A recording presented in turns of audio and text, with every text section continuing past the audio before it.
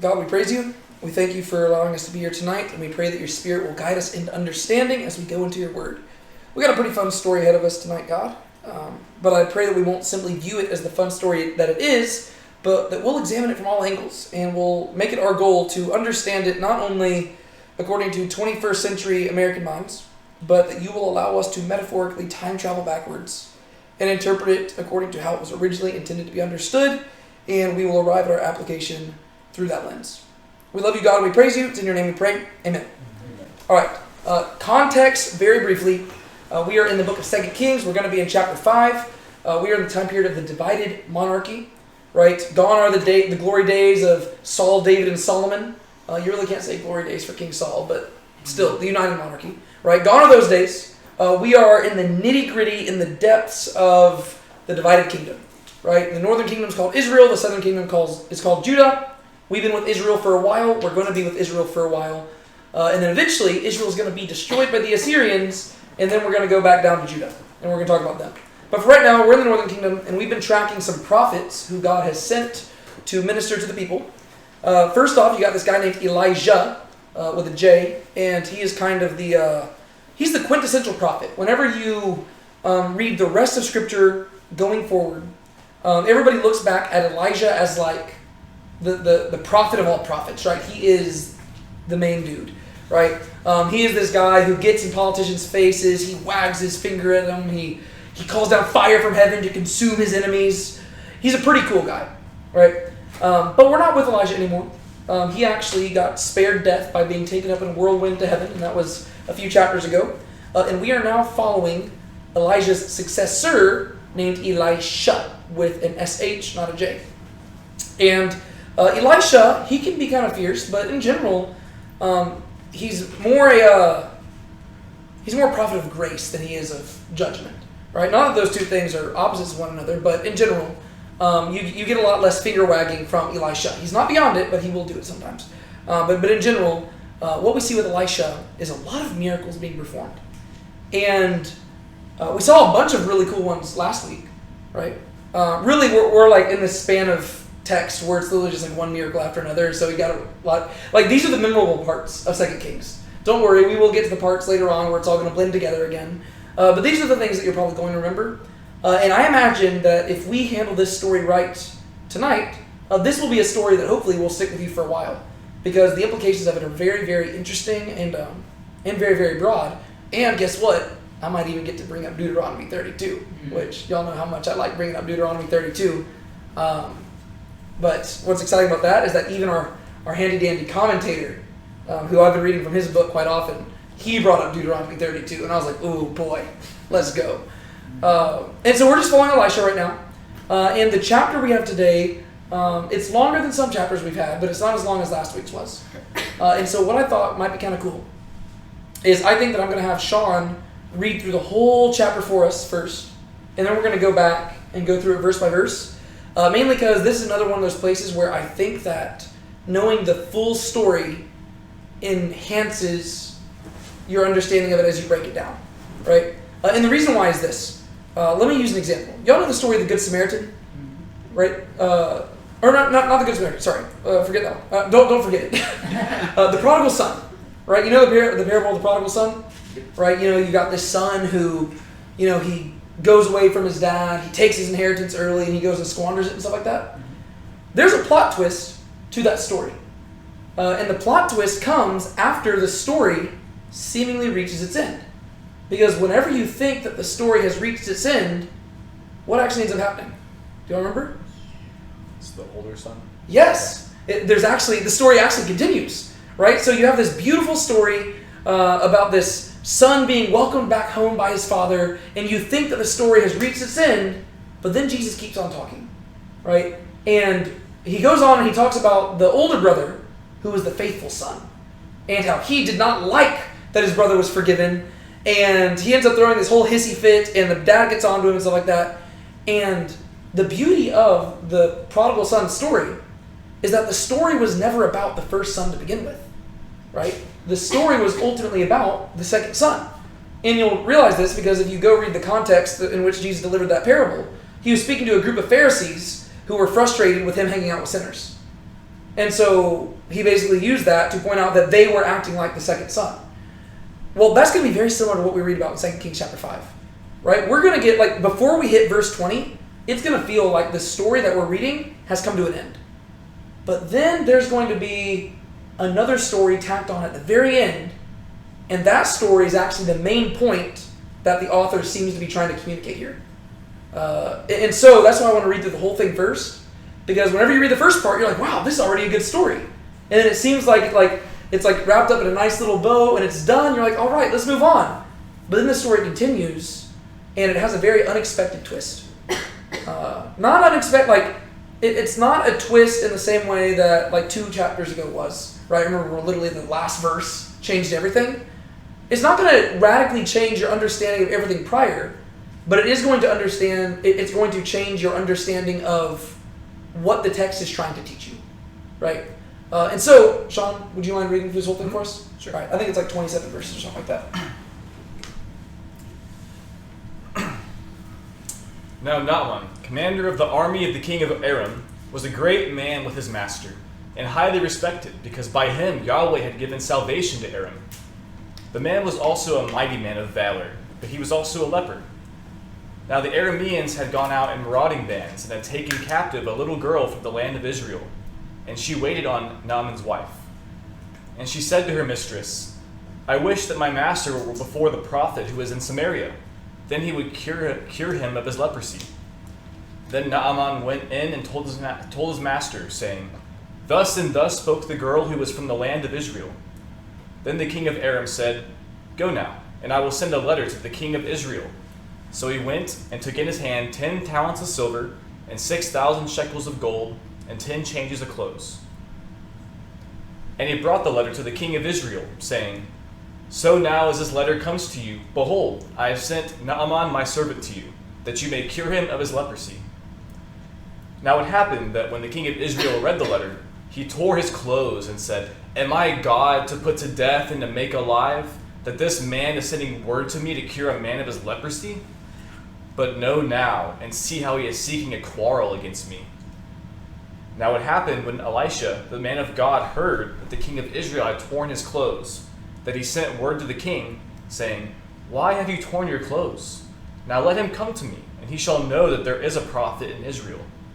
So Naaman came with his horses and chariots and stood at the doorway of the house of Elisha. And Elisha sent a messenger to him, saying, Go and wash in the Jordan 7 times, and your flesh will be restored to you, and you will be clean. But Naaman was furious, and went away and said, Behold, I said to myself, He will surely come out to me and stand and call in the name of Yahweh his God, and wave his hand over the place and cure the leper. Are not Abana and Pharpar, the rivers of Damascus, better than all the waters of Israel? Could I not wash in them and be clean? So he turned and went away in wrath. Then his servants approached and spoke to him and said, My father, had the prophet spoken with you to do some great thing, would you not have done it? How much more then when he says to you, Wash and be clean? So he went down and dipped himself 7 times in the Jordan, according to the word of the man of God.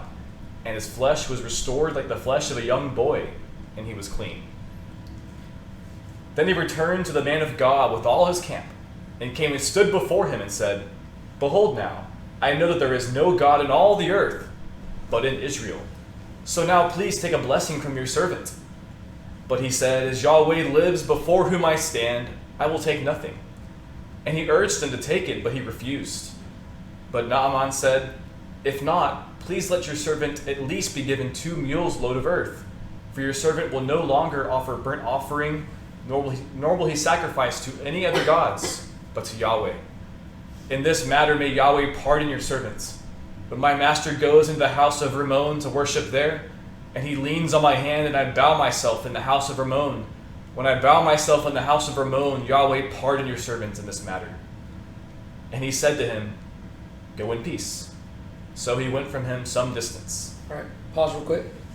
That right there feels like a nice little resolution to the story, right? You've got Naaman, or we'll probably just call him Naaman because it's easier in English, right? So you got this guy named Naaman who comes in, this whole story happens, and then he departs, and you're like, wow, that was amazing. But this is where the story's going to continue. Then Gehazi, the young man of Elisha, the man of God, said to himself, "Behold, my master has spared this Naaman the Aramean by not receiving from his hands what he brought. As Yahweh lives, I will run after him and take something from him." So Gehazi pursued Naaman. And Naaman saw one running after him, so he came down from the chariot to meet him and said, "Is all at peace?" And he said, "All is at peace. My master has sent me, saying, Behold, just now 2 young men of the sons of the prophets have come to me from the hill country of Ephraim. Please give them a talent of silver and 2 changes of clothes." Then Naaman said, "Be pleased to take 2 talents. And he urged him and bound 2 talents of silver in 2 bags with 2 changes of clothes and gave them to 2 of his young men. And they carried them before him. So he came to the hill, and he took them from their hand and deposited them in the house. Then he sent the man away, and they departed. But he came in and stood before his master, and Elisha said to him, "Where have you been, Gehazi?" And he said, "Your servant went nowhere." Then he said to him, "Did not my heart go with you when the man turned from his chariot to meet you? Is it a time to receive money and to receive clothes and olive groves and vineyards and sheep and oxen and male and female slaves? Thus the leprosy of Naaman shall cling to you and to your seed forever." So he went out from his presence, a leper as white as snow. And that is the end of the story. Wow. All right. Wow. A little bit of a plot twist there at the end. Yeah. You get to verse 19, you're like, oh, that was a sweet little story. And then you get to the end, you're like, oh. Gehazi got. Yeah, Got Gehazi got. Got Yes. All right. So we don't need a detailed play-by-play, but big picture, what happens in the story?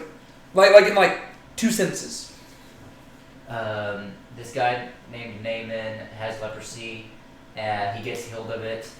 Elisha's servant Gehazi gets greedy for gold, and because of it, he gets the leprosy of Naaman.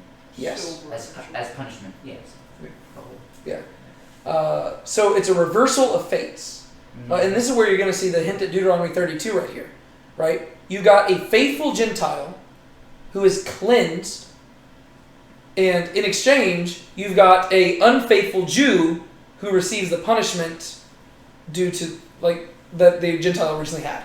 Right? So it's literally an exchange. Right? God is handing himself over to the Gentiles because the Gentiles are more willing to receive him than the Jews, right? So Gehazi, in many ways, is almost going to be a picture of the Jewish people at this time period. And in many ways, this story, I think, it's meant to foreshadow what is to come, right? It's foreshadowing becoming exile and stuff like that. So, it's a bit of a tragic story. Let's walk through it. Okay. I know you just read a whole lot, but could you read those first 5 verses again? Verse 5? Yeah. Now Naaman, commander of the army of the king of Aram, was a great man with his master, and highly respected, because by him Yahweh had given salvation to Aram. The man was also a mighty man of valor, but he was also a leper. Now the Arameans had gone out in marauding bands, and had taken captive a little girl from the land of Israel, and she waited on Naaman's wife. And she said to her mistress, "I wish that my master were before the prophet who is in Samaria. Then he would cure him of his leprosy." Then Naaman went in and told his master, saying, "Thus and thus spoke the girl who is from the land of Israel." Then the king of Aram said, "Go now, and I will send a letter to the king of Israel."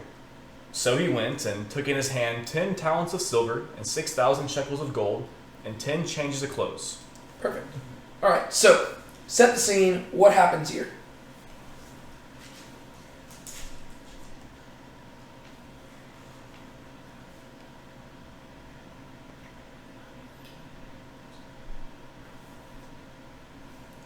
Well, the king of Aram had a commander named Naaman that seemed to lead some kind of mass revival in Aram.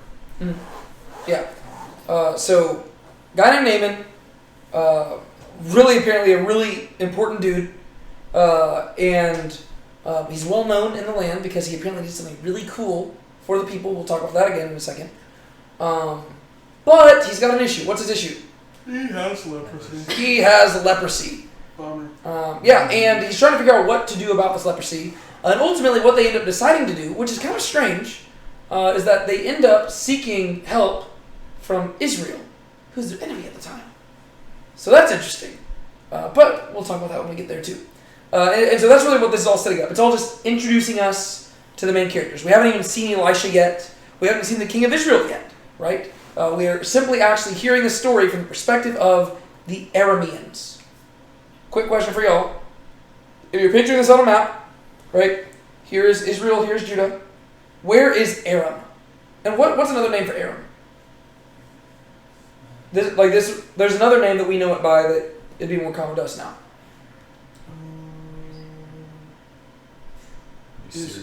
Syria. Syria, right? So where is Syria? Northwest. Yeah, it's like a little northwest, or Northeast. northeast, right? Wombo. Yeah, it's a little bit northeast, right? So basically, if you're just going, there's Judah, there's Israel, and then up here you got Lebanon, and over here you've got Syria, right? Not to be mistaken for Assyria, right? Two different things, right? There's Assyria, and then there's Syria, but Syria and Aram, they're the same place, right? Okay, let's walk through this.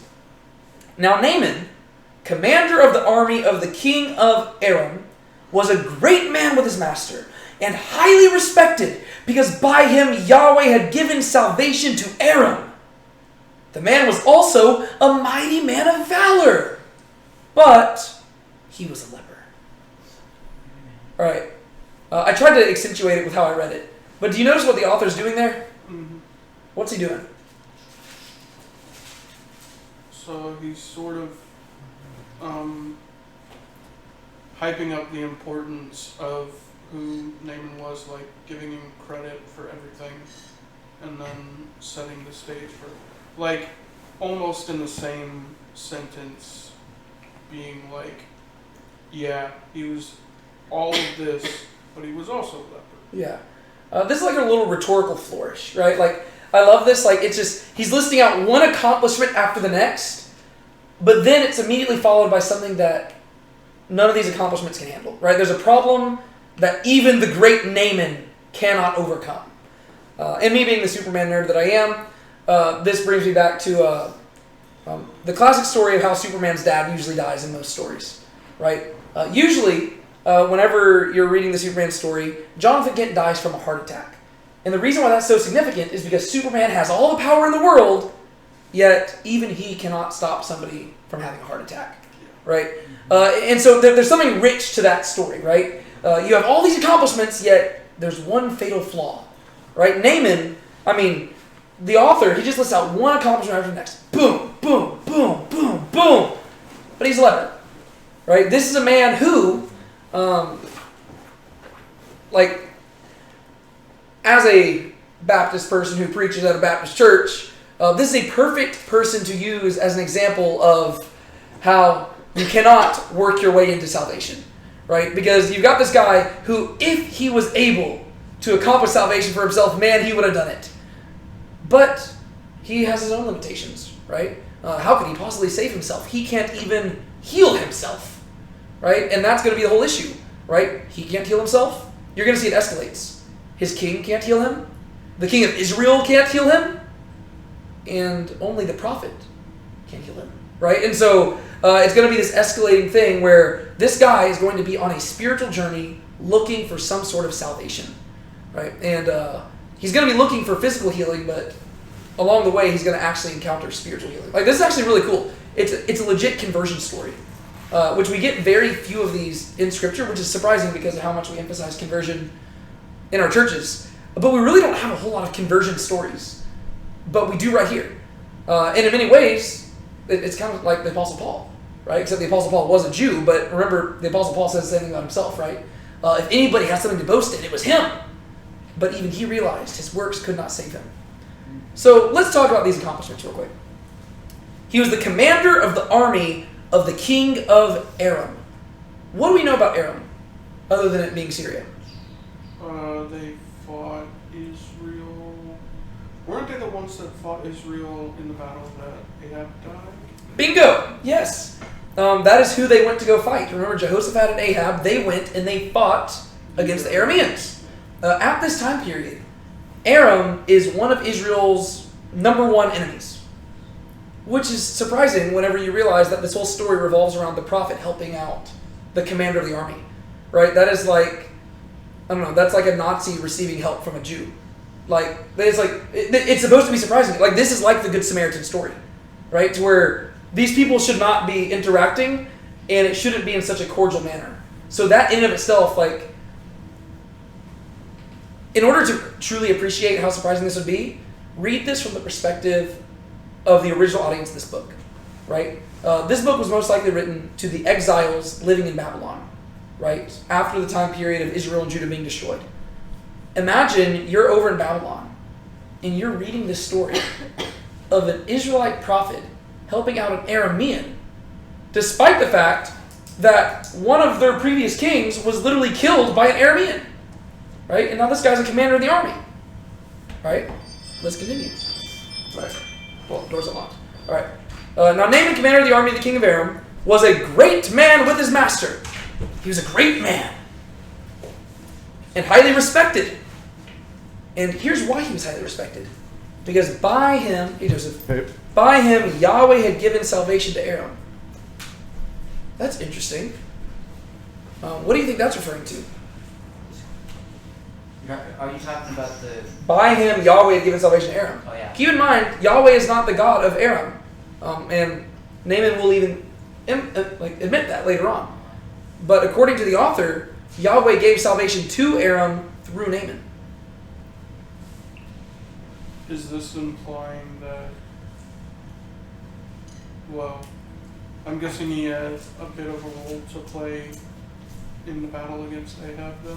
So it could be that he was simply the commander at that time period, and since they won the battle, he got the credit for it.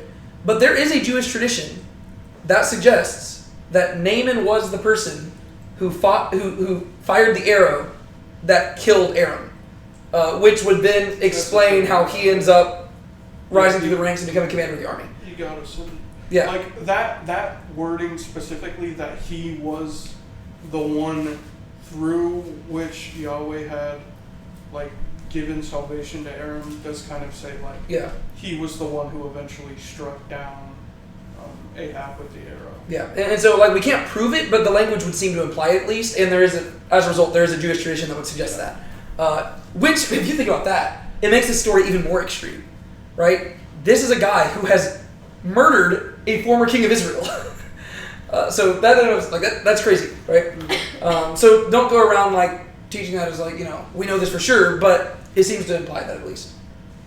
Yeah, I was gonna say, I guess I don't know why, for some reason I was reading that weird the first time. Like, it's not implying that the people themselves give Yahweh credit. It's just saying like that he was respected because from the Aramean perspective, he like brought salvation to Aram, but the author is saying the author's interpreting it as Yahweh working through him. Well, yeah, because from the author's perspective, if they win a battle, it's only because Yahweh allowed them to. Exactly. Yeah. It's not because the Arameans say that. Yeah. Yeah, so he's highly respected because by him Yahweh had given salvation to Aram. So you've got this guy, he's got a good pedigree, like he's got an amazing resume. The man was also a mighty man of valor. He's a Giborim. Heck yeah. But he's got an issue. And it's one that none of those other things can resolve. He was a leper. He had a skin disease. Right? Leprosy in the Bible can refer to like a number of different skin diseases. It's not the same thing as like modern leprosy. Like modern leprosy is like, it'll like literally make your limbs fall off and stuff. It's not quite like that. Leprosy can be as like mild as just like eczema, but it could also refer to like much stronger things too. And it seems like in Naaman's case, it's a stronger form of it. Right? You got to realize the Hebrew language is because the Hebrew language inherently is a very limited vocabulary, and so one word can refer to like a bunch of things. And it's not like back then they like had like this in-depth like scientific knowledge where they just like classified every single disease. No, it's kind of ties back to what I'm reading through in Leviticus just a little bit, where they go through like all the. It's kind of boring, but it's important and it kind of ties in. It helps you make sense of things like the whole unclean, clean thing, and they have to go to the priest, get inspected, and it's actually a pretty big deal if someone has a skin disease because they're considered unclean and have to be like an outcast almost. Reading stuff like that makes me very squeamish. So I was kind of like reading through that. I'm not gonna lie though, as a Bible study leader, it makes my heart happy to be filled in, like sitting in a room with 2, 4, 6, 7 people, and 2 of them just told me that they've been reading Leviticus lately. That makes me happy because that's good. Like that's a higher percentage than you would typically have. So I mean, I'm like trying to read the whole Bible. Yeah. I mean, I've read I'd say pretty much most of it, but I haven't read it through Leviticus. front to back. And I Leviticus is usually where people stop. I'm in Leviticus. Leviticus is really. Leviticus is hard to I am nearly the end of Leviticus, and I can tell you, I am very much looking forward to moving on. From Yeah. reading about Just so you know, Numbers is kind of rough too, but Deuteronomy is fantastic. Okay, Yeah. back to this. So, this guy, he's got an amazing resume, but he's got a problem. And none of the stuff that he has to his credit, none of that's going to help him solving the problem, right? He's got to go elsewhere to solve this. Mhm. Now, the Arameans had gone out in marauding bands and had taken captive a little girl from the land of Israel. Wow, sounds like the people of Israel might not have any reason to help out these Arameans, right? They went out there and they kidnapped a girl. But ironically, this girl is going to be the vehicle through which Yahweh produces salvation for Naaman. Which, we'll talk about that in a second too.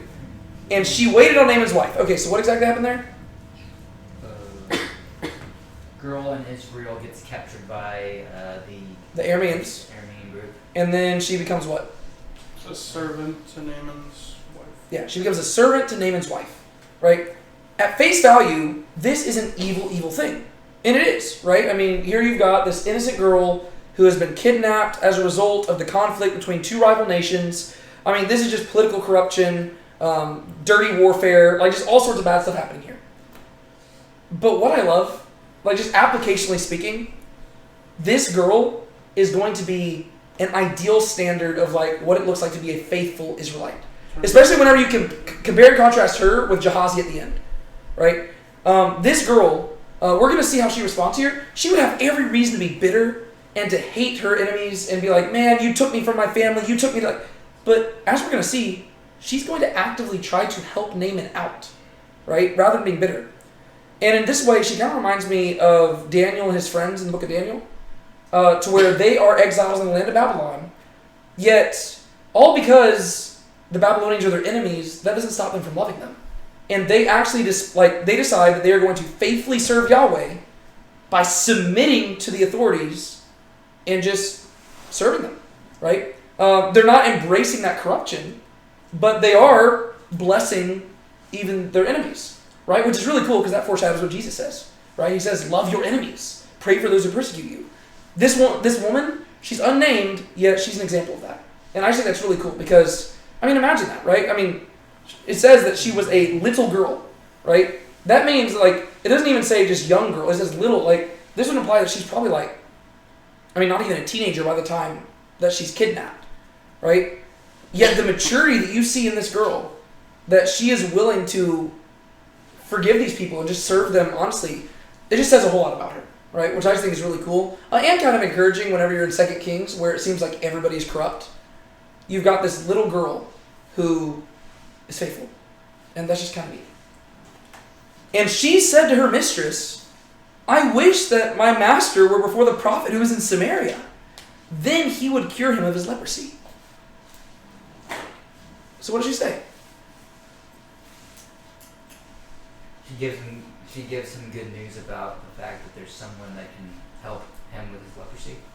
Yeah, and she seems confident about it too, right? She seems to be aware of who Elisha is, and she is so confident in the fact, she's like, no, he could do this, and she seems confident that he would do this, which is also odd to me because, you wouldn't typically think that, an Israelite would help out an Aramean, but she seems to assume something about his character. I can't even think about what it is, but that's reminding me of some story with Jesus. What story is it? I guess it's probably the story with the Roman, the Roman centurion asking for help for his son. Mm-hmm. Right? The idea that a Roman centurion would come up to Jesus and say, will you help out my son? The amount of faith that takes to just assume that he would even, entertain the thought. It's no. But Jesus does it, right? But here you've got this girl who, from her perspective, she's just a young girl. Yet she realizes that God sees past, simply boundary lines. And she's no, yeah, he might be the God of Israel, but he would heal him, right? God is gracious enough, he could do that. I just wish that you knew the prophet, right? If you went to the prophet, he would be able to do this. And I don't know, I'm just amazed by this girl's maturity. That's just crazy to me. Do y'all have something y'all want to say about that? Okay, I could say a lot more because I just think it's really cool. But he's very faithful person for that age. Yeah. You know. I just have to say today you hear stories about it online, but it's just hard to find somebody with that level of faith today that can just like say, hey, I think XYZ personal to you, and then like actually have somebody pray about it and actually come about. Yeah.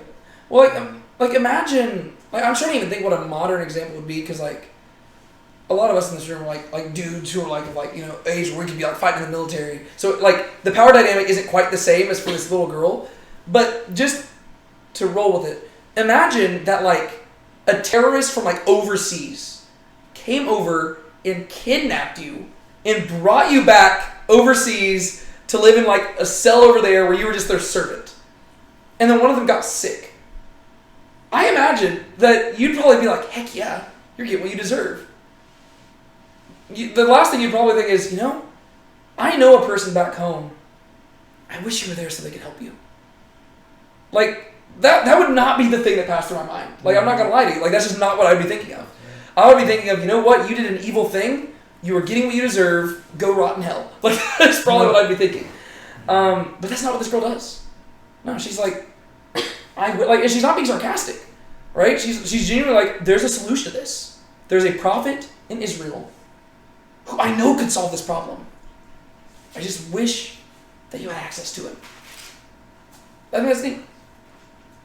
Then he would cure him of his leprosy. Not might, he would. Right? She's confident that this is... Like, it shows that she understands the character of God. Right? I think that's really cool. She understands the character of God better than almost anybody else that we've seen other than the prophets themselves. Right? Because she just understands that, yes, he is the God of Israel, but he is willing to care for anybody who is willing to humble themselves and come to him. That's something that you really don't even see much in the Old Testament. Like, that's something that's emphasized a whole lot in the New Testament, but you don't see that a whole lot in the Old. You see it, but you don't see it stated as clearly as this, if that makes sense. Right? This young girl, this is a profound statement that I don't think we can appreciate as much because we're all Gentiles in here who but if you immerse yourself in the Old Testament world, which is, the Israelites think from a very Israelite-centric way. This is just a crazy thing to say. But you know what's even crazier than that? Naaman actually takes advice from the servant girl. Which is crazy because think about who this guy is. Right? Commander of the army. Great man. Highly respected. Right? I mean, the fact that he is willing to humble himself and listen to the advice of a servant girl tells you that either he has exhausted all his other resources and he's just desperate at this point, or he just respected this girl a whole lot. And he thought a lot of her and was willing to take her advice. Right? To where he is willing to literally, almost seek peace with the Israelites in order to try to attain this. That's kind of cool. So Naaman went in and told his master, saying, "Thus and thus spoke the girl who is from the land of Israel." So he just informs him of what the girl said. Then the king of Aram said, "Go now, and I will send a letter to the king of Israel." So what does the king of Aram say? King's like, okay, sounds good. You can go. Yeah. You have my support. Yeah, he says, all right, I'll do whatever it takes. He doesn't want to lose his commander. I just think it's so funny that they're assuming, the text never really acknowledges the conflict between them that much, other than mentioning that Yahweh had given salvation to Aram. I just want to know the political dynamic here to where they think that this is going to go smoothly. It does go smoothly, but it seems like politically speaking it should not. You know what I mean? I don't know. This is like somebody in Ukraine sending the commander of their army into Russia seeking medical treatment. It's it seems like the Russians would have very good reason to make sure that person does not come back alive. This is the commander of the army we're talking about. I don't know. They're putting a lot of trust in the people of Israel, and then I'm surprised that it seems like even the king of Israel is going to respond in okay, yeah, I don't know. They're very cordial here, which is interesting. I'm assuming the reason why this is because the Arameans are more powerful, And so they realize that, like, Israel can't afford to, like, rebel against them, right? Like, Aram probably realizes they could squash them easily.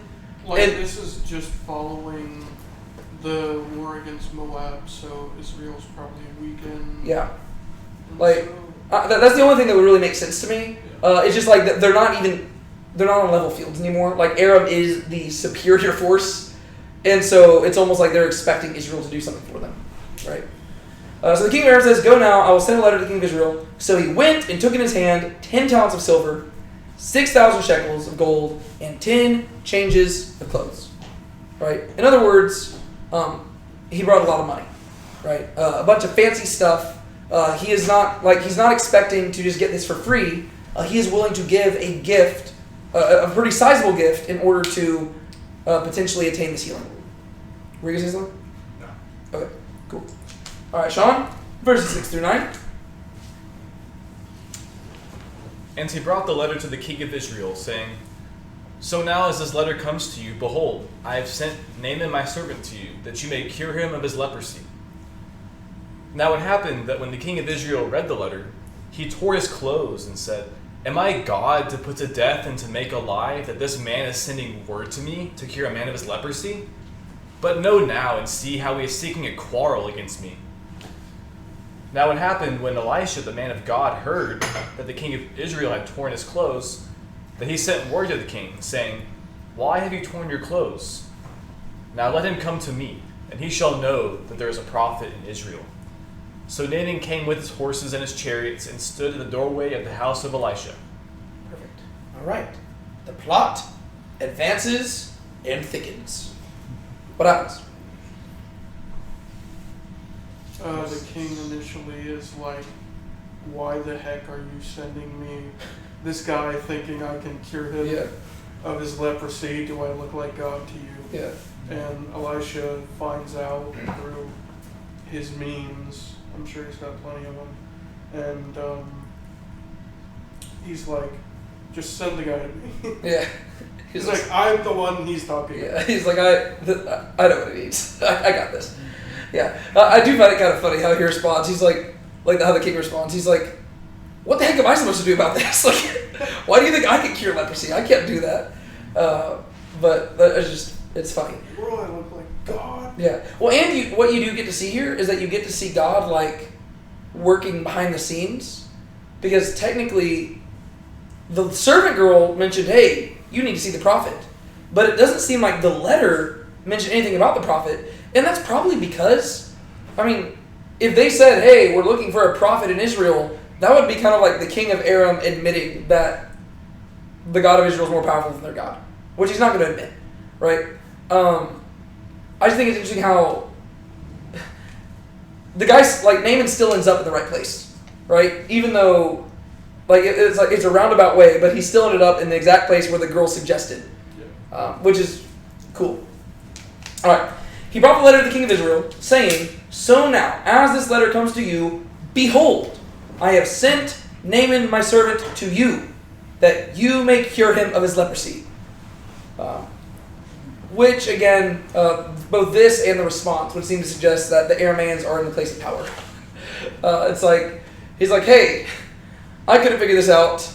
You better figure it out or else." Like, this is your problem now. Keep in mind, this is one of my most important men. So,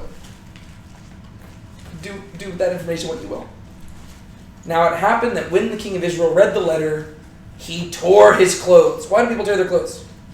Normally in distress. Distress, grief, right? Who's the king probably grieving? He's probably grieving his whole kingdom because he's like, "If Yeah. I can't solve this, Yeah. they're going to come and Yeah. He's like, "I am screwed." He's just like, I'm just a man. yeah. But also think about this. This is the king, right? Kings are not typically the ones tearing their clothes, right? Usually, like when everybody else tears their clothes, the king is the last person to do so because the king is the royalty, right? He's supposed to be the one who's supposed to be dignified when everybody else is distressed. But this lets you know this dude's like, "Oh, crud. Like, you just gave me a problem that I can't resolve," right? And once again, if you're spiritualizing all this and making it about, like, salvation metaphorically, this is a great message for, like, salvation by works just doesn't cut it, right? Naaman, He has everything at his disposal. He can't save himself. His king can't save him. And even the king of Israel, who, if there was anybody who could offer salvation to people, you would think it'd be the king of Israel. But even he is left tearing his clothes because he cannot save this person. And you are forced to ask, how will he be saved? But by the grace of God, right? And so, no amount of worldly achievement can save you, right? You can be a commander in a pagan army. You can be a king of a pagan nation. Heck, you can be the king of the nation of God's people. Yet you cannot save anybody, right? Only one person can save. Now it happened that when the king of Israel read the letter, he tore his clothes and said, "Am I God to put to death and to make alive? That this man is sending word to me to cure a man of his leprosy?" Right? You see it as emphasizing man, right? Am I God to put to death and make alive? That this man was sending word to me to cure a man? I'm a man. He's a man. This dude's a man. None of us are God. The only person who can put to death and make alive is who? God. Keep that in mind. Because according to the theology of the king, which typically we don't look at the kings of Israel for good theology, but in this instance, I think that we're supposed to read it as if he is correct here. Right? According to the king of Israel, who is the only person who has power over sickness such as this? God. Right? And that ties back into Leviticus and stuff like that, right? Because in Leviticus, that's why it talks so much about leprosy and being clean and unclean. Because from a Levitical perspective, being unclean is to be in a state where you are unworthy to stand before God. Right? In Leviticus, you don't want to necessarily... Like nowadays, we add moral connotations to the terms clean and unclean. That's not necessarily how it means in Leviticus. In Leviticus, it literally just means really unsanitary. Right? So if you're diseased, you're unsanitary. If you've just given birth to a child, you're unsanitary. Right? That's really what it means. But even being unsanitary from a Levitical perspective means that you are unfit to stand before God. Right? Because you don't have to just be morally clean. You have to be ritually clean too. Right? And so if you're reading all of that into this, it just makes it very, very interesting. Just what's being implied here, right? Am I God? Right? Only God himself can control stuff like this. Because leprosy is a disease of death.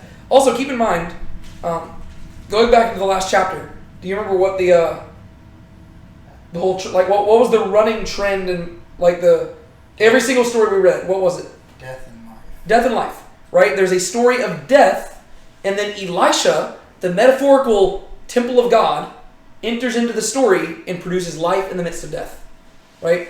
You got to remember that there weren't originally chapter divisions in these books, and so this is another miracle story that fits right into it, right? Since this one is a lot longer, I would imagine that this is supposed to be like the climax of it in many ways, right? So you had all those stories of death, and then Elisha enters in and produces life, right?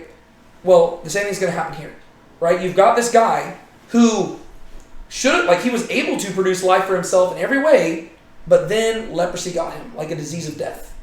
And nobody can save him from this metaphorical death, right? The king of Israel himself says, "Am I God to put to death and to make alive?"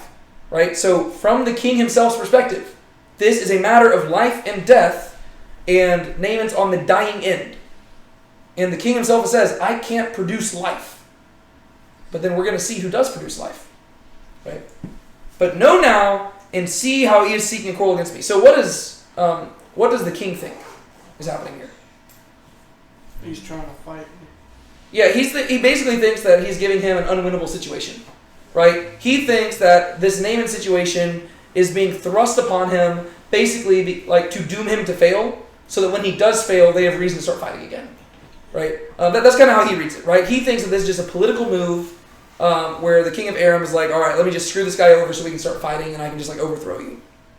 And so he's grieved over this. Now it happened when Elisha, the man of God, remember how last week I kind of talked about how you could also just translate that as God-man, right? Now it happened that when Elisha, the man of God, heard that the king of Israel had torn his clothes, that he sent word to the king, right? So we don't read how Elisha heard about this, but he did.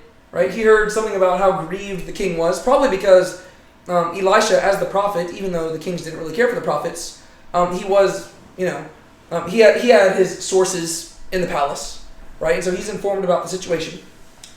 And so he sent word to the king saying, "Why have you torn your clothes?" That's an interesting question. Because what does it seem to imply? He's asking, why are you in distress? Why are you grieving? Yeah. Why are you anxious? Why are you distressed? To me, it brings to mind the story of Jesus whenever they're out of the storm, and, they wake up, "Jesus, we're about to die." And he says, "Why are you afraid? Ye of little faith?" That's kind of what Elisha's saying here. "King, why are you distressed?"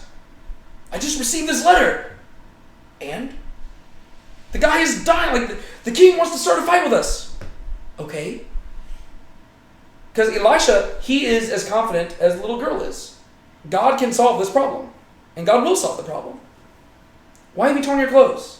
Let him come to me, and he shall know that there is a prophet in Israel." All right. This is where I just want to highlight the theology of 2 Kings. I think it's really cool. So, according to the king, who is the only person who could solve this problem? God. And so you would think that by this problem being solved, that would demonstrate that there is a what in Israel? God. A God in Israel. But that's not what Elisha says. He says there is a prophet in Israel.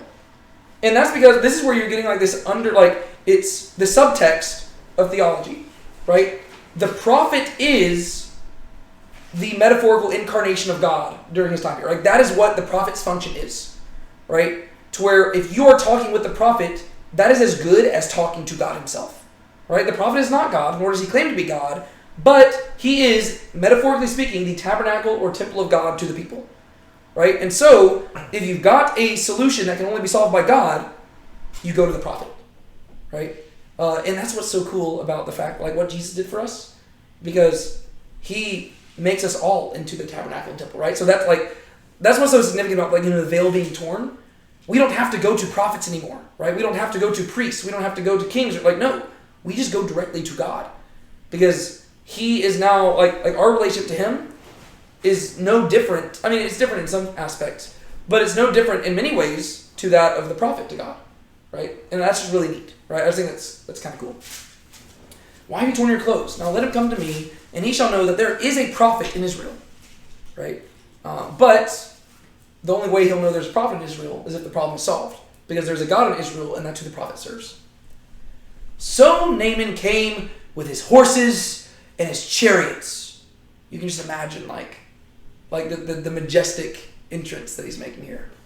"And he stood at the doorway of the house of Elisha." So we talked about this in past weeks. But if Elisha is the metaphorical temple, it makes sense why Naaman is not entering in, right? He's standing at the doorway. Why is that? There's actually several reasons. Makes me think, is it because he's Gentiles, like the core of the Gentiles? So one is that he's Gentile, which would be part of it. But more importantly to the story, what's his problem? He has leprosy. He doesn't want to infect. He's in a state of uncleanness, right? You cannot appear before God in an unclean state, right? And so not only is he Gentile, he's unclean, right? And so he can't enter in. He can simply stand at the doorway, and he can send somebody else in, right? Okay, we move on. And Elisha sent a messenger to him, saying, "Go and wash in the Jordan 7 times, and your flesh will be restored to you, and you will be clean." But Naaman was furious, and went away and said, "Behold, I said to myself, he will surely come out to me, and stand and call on the name of Yahweh his God, and wave his hand over the place and cure the leper. Are not Abana and Pharpar, the rivers of Damascus, better than all the waters of Israel? Could I not wash in them and be clean?" So he turned and went away in wrath. Then his servants approached and spoke to him and said, "My father, had the prophet spoken with you to do some great thing, would you not have done it? How much more then when he says to you, wash and be clean?" So he went down and dipped himself 7 times in the Jordan, according to the word of the man of God. And his flesh was restored like the flesh of a young boy, and he was clean. All right, cool. It's good stuff. All right, this is exciting. Okay, so long story short, Naaman gets healed, but the journey there is the exciting part. So Elisha sent a messenger to him. Once again, if you're just reading the temple imagery into this, Elisha doesn't speak to him himself. He sends a messenger, right? Just like God sends a prophet, right? So now the prophet himself has a metaphorical prophet, right? He sends a messenger. Elisha sent a messenger to him saying, "Go and wash in the Jordan 7 times, and your flesh will be restored to you, and you will be clean." All right? So what does he instruct him to do? Tells him to go wash in the Jordan 7 times. Yeah. So just real quick, whenever you think of Jordan and you think of washing, what do you typically think of? Baptism of Jesus is one thing. You just think of baptism, right? I mean, that's like going forward, that's definitely imagery that the New Testament authors are going to be kind of leaning on, right? Being washed in the Jordan River. The imagery here is really cool, right? So one thing I also want to highlight here that kind of goes along with the baptism imagery is that at the very beginning of this chapter, what is the first thing that Naaman is described as?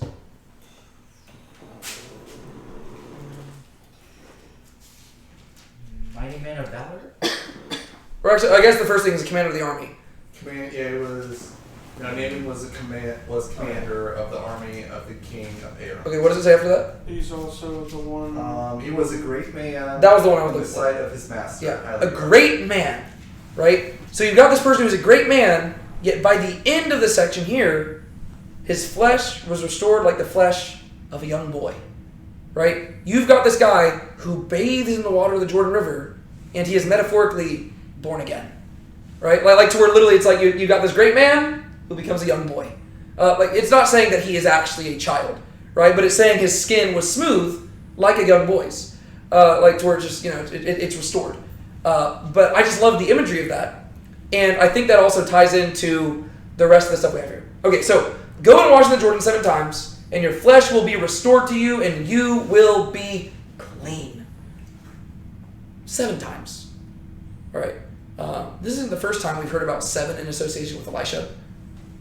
We actually read about this last week too. Do you remember what happened? Or wait, no, it might not have been 7. I think it was 3 actually. Yeah. It was 3. What was it? 3 and 7 a lot. Yeah. I think it was 3. Whenever the child was resurrected, right? He sneezed 3 times, I believe it was. He Or was it 7? sneezed 7 times. Was it 7? Okay, cool. That's what I was originally thinking, but 7 seemed like a lot of sneezes. But okay, yes. I just keep going back. That's what I thought it was when it brought that up. I was like, he sneezed 7 times in a Yeah. row? That's crazy. But we didn't really linger on it then. But the fact that those numbers pop up twice, so close together, means that the author's probably trying to bring something to mind, right? Because he could easily just say, "Go bathe in the water," and we don't really need to know how many times, right? But apparently 7 was important then. 7 sneezes was important back then. Whenever you think of the number 7 in the Bible, what is the first thing you typically think of? 70 times 7. Like creation? Usually you think of creation, right? You go back to Genesis chapter 1. I think that is actually intentional right here. Because if you remember back in the last chapter, whenever the kid sneezed 7 times, the imagery, remember it was Elisha laying on him and breathing into his nostrils, right? And it was it's very similar. It's calling back to like Genesis chapter 2, whenever God breathed into Adam and gave him life, right? And so you've got Elisha metaphorically acting as God, breathing life into a lifeless corpse, right? And that calls back to Genesis. And now you've got this guy he's telling him to bathe 7 times in the water.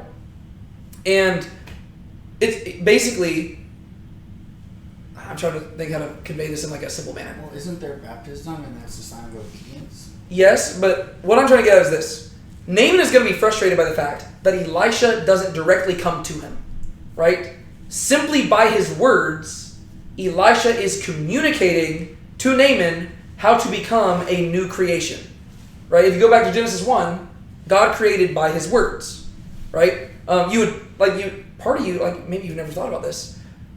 You might naturally kind of respond like Naaman, to where you're wanting something more bombastic, like, no, I want to see God like Doctor Strange over here, like swirling his arms and creating everything. That's not what happens. God speaks and creation obeys, right? In those 7 days of creation, you see how through God's word, he creates something new and filled with life out of nothing. That's what Elisha's about to do, right? Elisha says, go bathe 7 times and Naaman's going to come out new, right? And this kind of ties back to the whole temple imagery because God was creating the Garden of Eden, right? In Genesis chapters 1 and 2 and stuff like that, to where God is creating a place for him to dwell. And this kind of ties into the stuff we've been talking about the last few weeks. And I know we're kind of getting to the weeds here a little bit, but I'm trying to highlight how all this story is connected, right? I'm trying to explain why the author is sharing this story, right? And as a Jewish person who reflects on the scriptures, these are the things that they would have been having in mind. Elisha's job is to go and plant little pockets of Eden everywhere he goes, right? If Elijah, his predecessor, his job was to judge the people and metaphorically lead Israel into exile, Elisha's job is to go back into the land and create a new Israel, right? He is planting little pockets of Eden everywhere he goes, and if they're not serving God at the temple in Jerusalem, he will create a new temple, a new tabernacle, a new Garden of Eden, right? And that's what he's kind of metaphorically doing, right? He will go breathe life into a dead boy's body, and the boy will sneeze 7 times. He will tell this guy to go bathe in the Jordan River, which, if you recall, is the river that they crossed to enter into the Promised Land, right? So just the imagery of all that stuff is probably pretty relevant to a Jewish person's mind, right? Why the Jordan River? Because that's how you enter into the Promised Land, right? Why 7 times? Well, that's how many days it took God to create the universe, right? It's like that's the imagery that's probably being called to mind here. Elisha is functioning as a creator, speaking life into nothing, right? And he is solving a problem that nobody else could solve by their own works and by their own efforts, right? Naaman, despite all his accomplishments, he couldn't do anything to save himself. All Elisha has to do is speak. And if you submit to that word and you are baptized in the water, you will come out born again. Right? Like that's the imagery here. I think it's kind of cool. No, and they also do the same thing in Leviticus with Moses. After they do all the ceremonial stuff, Moses anoints the priests and tells Aaron and his sons they have to wait in front of the tent of meeting for 7 days. Oh, there you go. Yeah. So, Is it like we were talking last week with the staff, where is the water dunking symbolic and he's supposed to be trusting in God through the prophet? Yeah, well, yeah, that's what you're doing. Like, like by submitting to the prophet, you are trusting in God through the prophet. Right? That makes sense, yeah. So Elisha sent a messenger to him saying, go and wash in the Jordan 7 times, and your flesh will be restored to you, and you will be clean. Notice he doesn't even ever mention the leprosy itself. Right? It seems like Elisha has in mind something beyond simply the leprosy. Is the water Right. also symbolic of spiritual cleaning? I mean, yeah, probably. Typically, water in and of itself is always, throughout the Bible, it's just like a reference to like new birth. But just the language of restoration itself calls back to Genesis chapters 1, 2, and 3, right? Where after man sins, God promises that he will make things right, right? As a result of sin, our bodies decay, we return to the dust, creation is rebelling against us. But right here he says, your flesh will be restored to you, and you will be clean. Simply by dunking yourself in water. Which is weird because it's not like this guy hasn't bathed in water before. And it's not like the Jordan River is a magical river, right? The thing that is going to change him is the power of God working through his obedience, right? And his submission by faith. But all the other stuff, like there is a reason why he commands these things, right? The 7 times, the Jordan River, the water, all of that is conveying something to Naaman. But the main thing that matters is him submitting by faith, even if he doesn't understand. But Naaman was furious, and he went away. You can just imagine him storming away from the house. And he said, behold, I said to myself, he will surely come out to me and stand and call out on the name of Yahweh his God and wave his hand over the place and cure the leper. The word to me there, that's the first word he says in Hebrew. Right? Well, he says, behold, I said to myself, to me he will surely come out. Right? So Naaman, his pride is, that's the thing that's hurt. Right? He's like, hey, I'm a big deal. I'm the commander of the army. Right? I'm well respected. I saved my people. This Elisha guy, I was doing him a favor by even being here. To me, he should have come out. That's what I expected. He doesn't even have the decency to come out to me. So he's mad. He will surely come out to me and stand and call on the name of Yahweh his God and wave his hand over the place and cure the leper. He still calls himself the leper, though.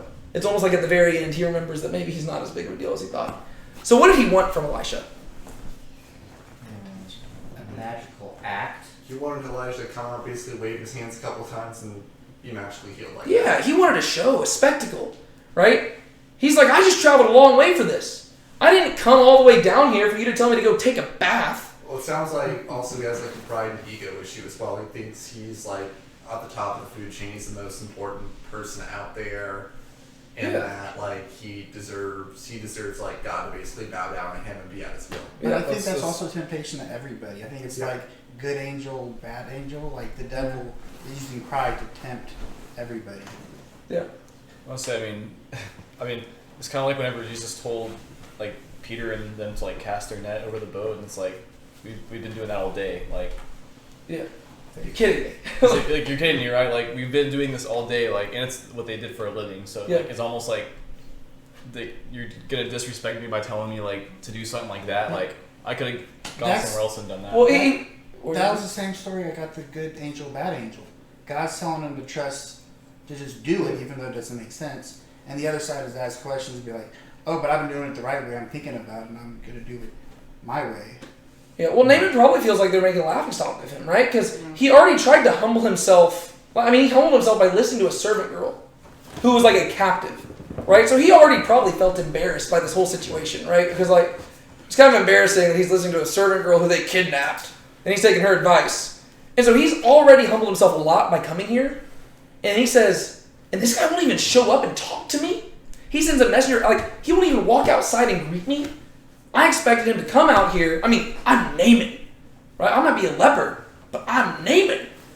He should have been coming out here, and he should have waved his hands around, took out a little magic wand, bippity-boppity-boo. He should have cured me on the spot if he had the power.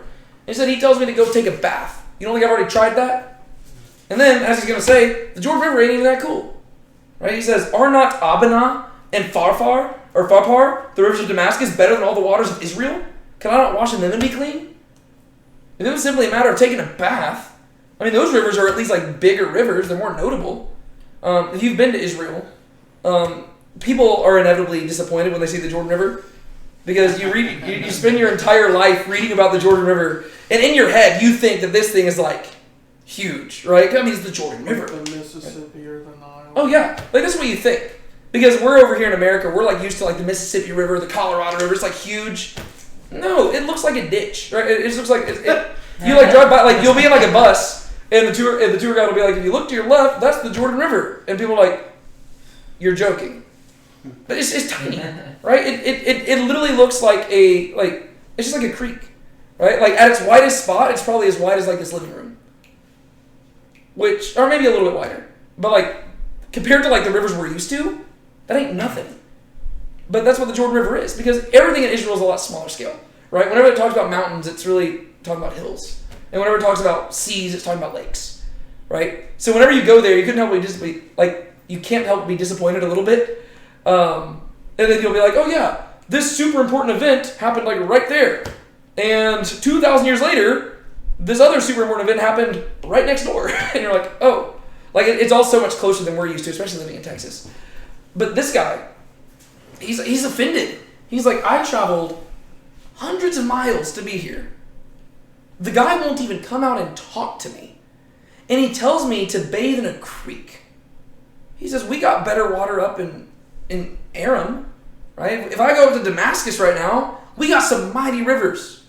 And I bet and the water's probably cleaner too. Right? The Jordan River, you ever been by, it doesn't look super clean.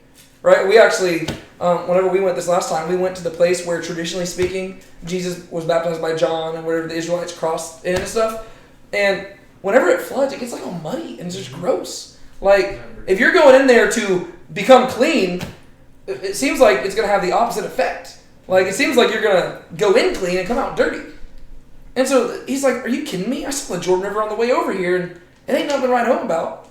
Like, if I wanted to be clean, I'd go back to Damascus and bathe there. So you can see why this guy's offended, right? You can understand it from a fleshly perspective. I see that Naaman's wrestling with his pride, but I think like last week's miracle with the oil, it's like, what, you're going to fill up this oil? But she just like went ahead and had faith and believed, like, yeah, go ahead and do the miracle. Whereas in this one, he's offered a miracle and he's questioning it. Yeah. And there's that question. Yeah, but in the end, he is going to submit, right? That's the cool thing about Naaman, right? He has questions, but we can understand those questions, right? We're like, are you kidding me? Like, he just said to do this? But the thing is, like, this is actually an important application. We're not called to submit to God because we understand why he told us to do something. We're simply called to submit because he tells us to, right? If, hypothetically, I were to open up my Bible and it were to say, David Tate is never allowed to get married, would I be frustrated? Yes. Would Brianne and I have to change our plans? Yes. Would I understand why? Probably not. But I would have to submit because it's what God says, right? Even if I didn't understand, right? A lot of times, people will leave the faith because their morals rub against God's. And they say, I just don't think God is good. All right, well, you've misunderstood who God is. Because if you've got a problem with God, there is a problem here, and God ain't the problem, right? If one of y'all, if one of you is wrong when it comes to morals, it is you, right? You are the human. He is the creator, right? And so we don't have to understand God. We simply have to submit. The cool thing is that God oftentimes is gracious enough to help provide understanding, but we're not entitled to that. Then his servants approached and spoke to him. I love how mature the servants are in this story, right? The servants, they seem to be the ones who are picking up on things, right? Because like I said, Elisha, he didn't simply talk about curing leprosy. He said, I will restore your flesh to you and you will be clean, right? He is like, this is your cup overflowing. But whenever Naaman responds, he says, I just wanted to wave her hand over the blaze and cure the leper, right? From Naaman's perspective, his only issue is leprosy, right? That's all he wants. He's not even noticing that Elisha is thinking bigger than that. But his servants approached and they spoke to him and said, my father, had the prophet spoken with you to do some great thing, would you not have done it? How much more then when he says to you, wash and be clean? The servants, they don't mention leprosy either, right? From their perspective, they heard and they said, I think this guy's got something bigger planned.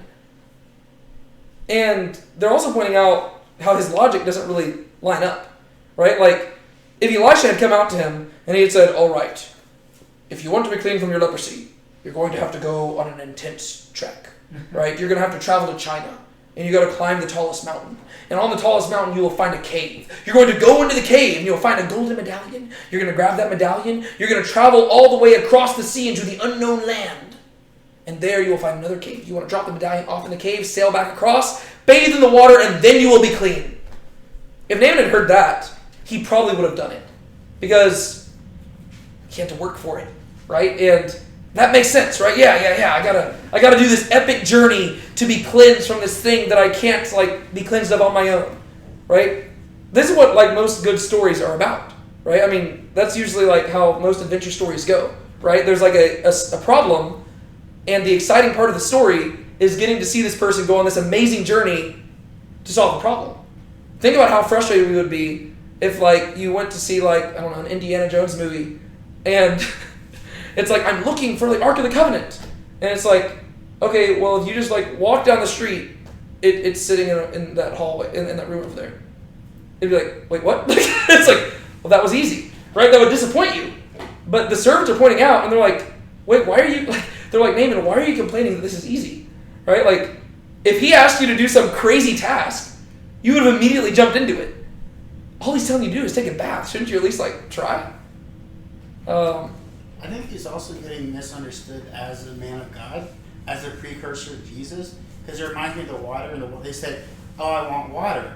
And he's if you knew what I was, you would ask me for the water of life. So they think in simple terms, just give me a glass of water. And the man of God is saying, no, you can have so much more than that. That's what's offered. Well, and if you think in the imagery of salvation, this is exactly what we're like, right?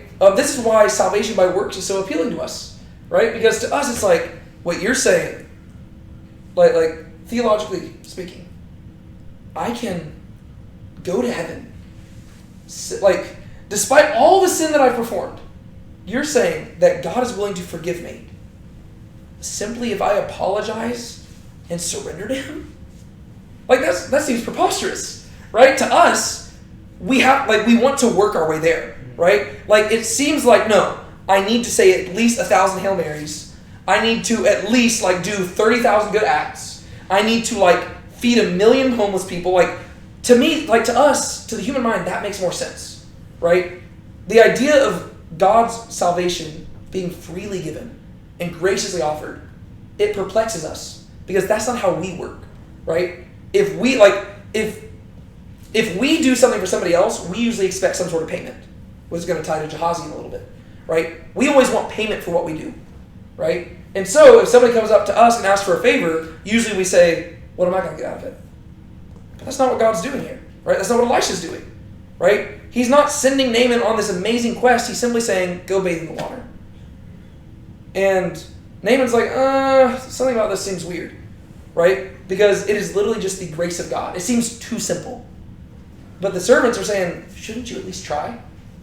And that's probably how we should respond to people who want to work their way to salvation. It's like, well, hey, okay, I get that you want to work your way to God, but maybe just try it by faith first. Just live by faith and just see what happens, How much more then when he says to you, wash and be clean? So he listens.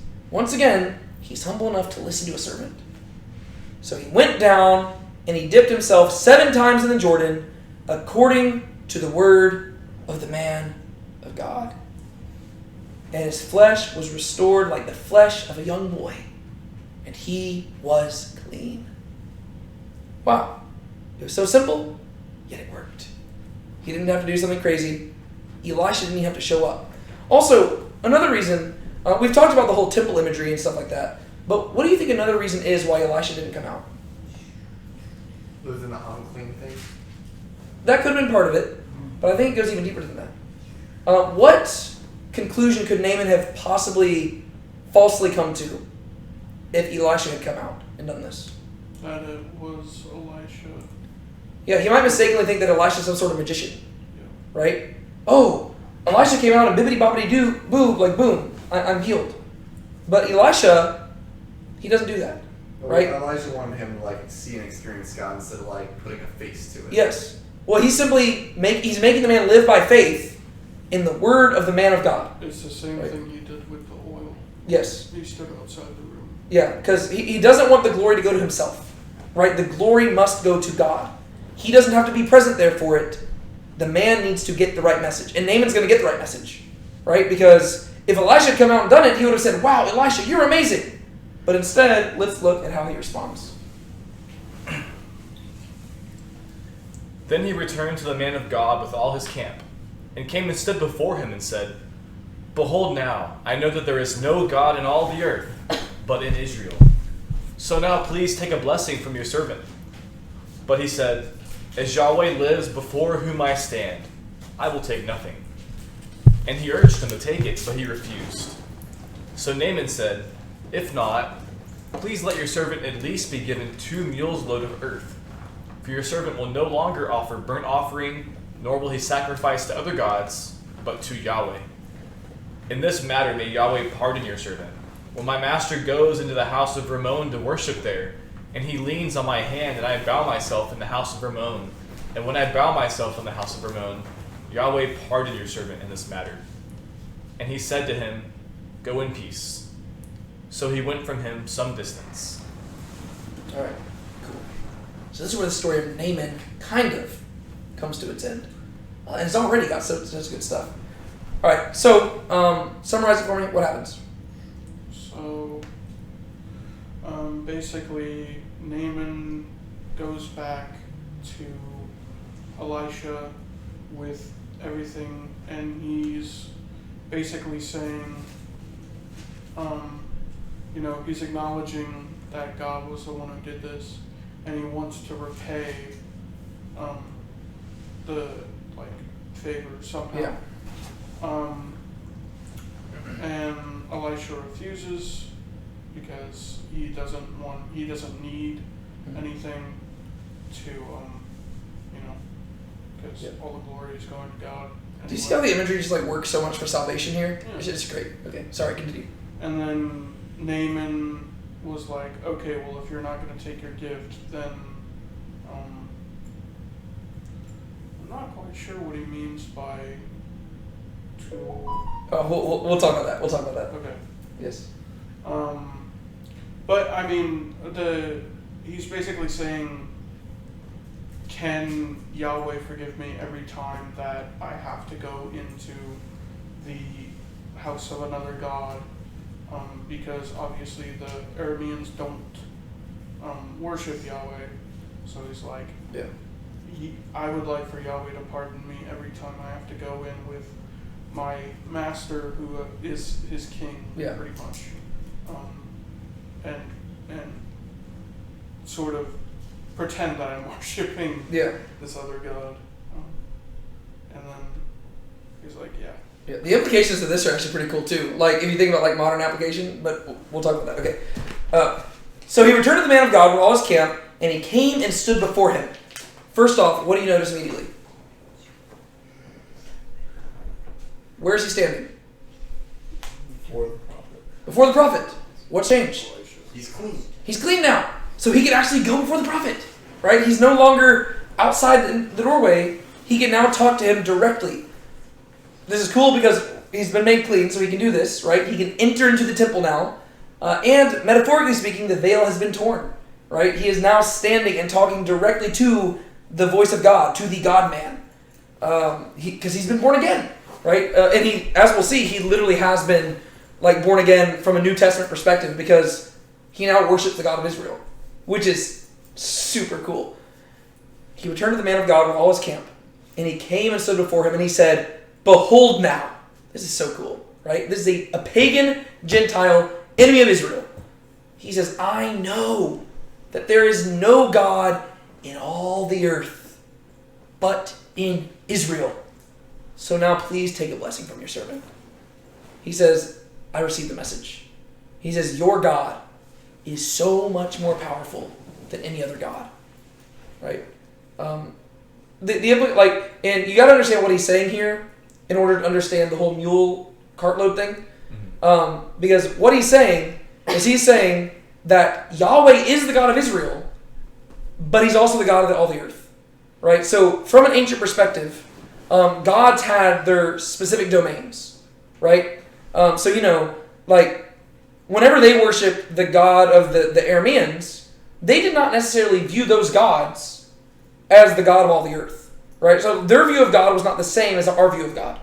Right? We view God as God of everything. So they more have like a polytheistic thing going on. Yeah, like they viewed it as like polytheistic for sure. And they simply viewed their God as the God of their area. And that's why if they were in a different area, they would worship a different God. Weren't these just technically henotheists? They acknowledge as many, but they prefer one?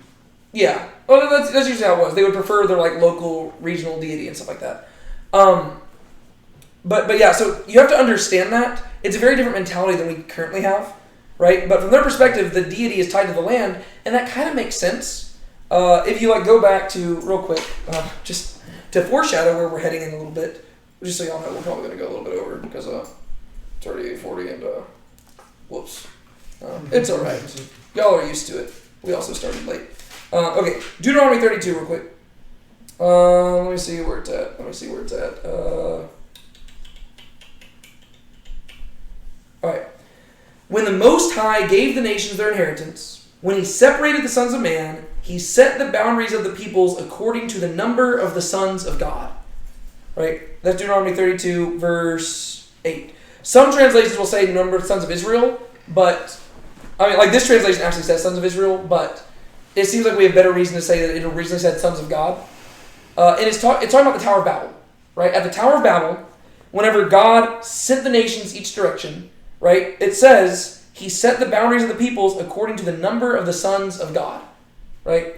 And what most people, or not most people, but many people would interpret this to mean is that God himself did appoint different Elohim, right? Different deities, not in the same sense that we think of God, but supernatural entities. He did appoint them over different regions, right? So there were Elohim over Egypt and over Canaan and over Aram and stuff like that. None of these gods are on his level, right? They are simply subservient to him, and some of them were apparently rebellious, right? And they would work against him, right? So this would be where we get into like false gods and idols and stuff like that. But this does seem to have biblical credibility, right? To where you do have, in general, these regional gods who were placed there by Yahweh himself. Meanwhile, if you keep reading, it says, "For Yahweh's portion is his people. Jacob is the allotment of his inheritance." Right? So God appointed these different gods over different lands, but where did God choose to make his headquarters? Israel, right? In the land of Israel, right? And that was his chosen place. At the same time, you got to realize that Yahweh is not like the others, right? They are all Elohim, but he is the Elohim of Elohim, right? He is, like, Elohim is the word we translate as God, right? So he is the God of gods, right? He is the uncreated creator of all things, right? That is the biblical theology, right? So whenever you read about the other gods of the other nations, I don't want you to just think that they are like imaginary creatures. No, biblically speaking, they seem to be legitimate supernatural entities. Some of them are rebelling against God, some of them are subservient to him, some of them might be made up, right? But they could be legitimate supernatural entities appointed by God over these places. God is the creator of all things, but he's specifically the creator of Israel.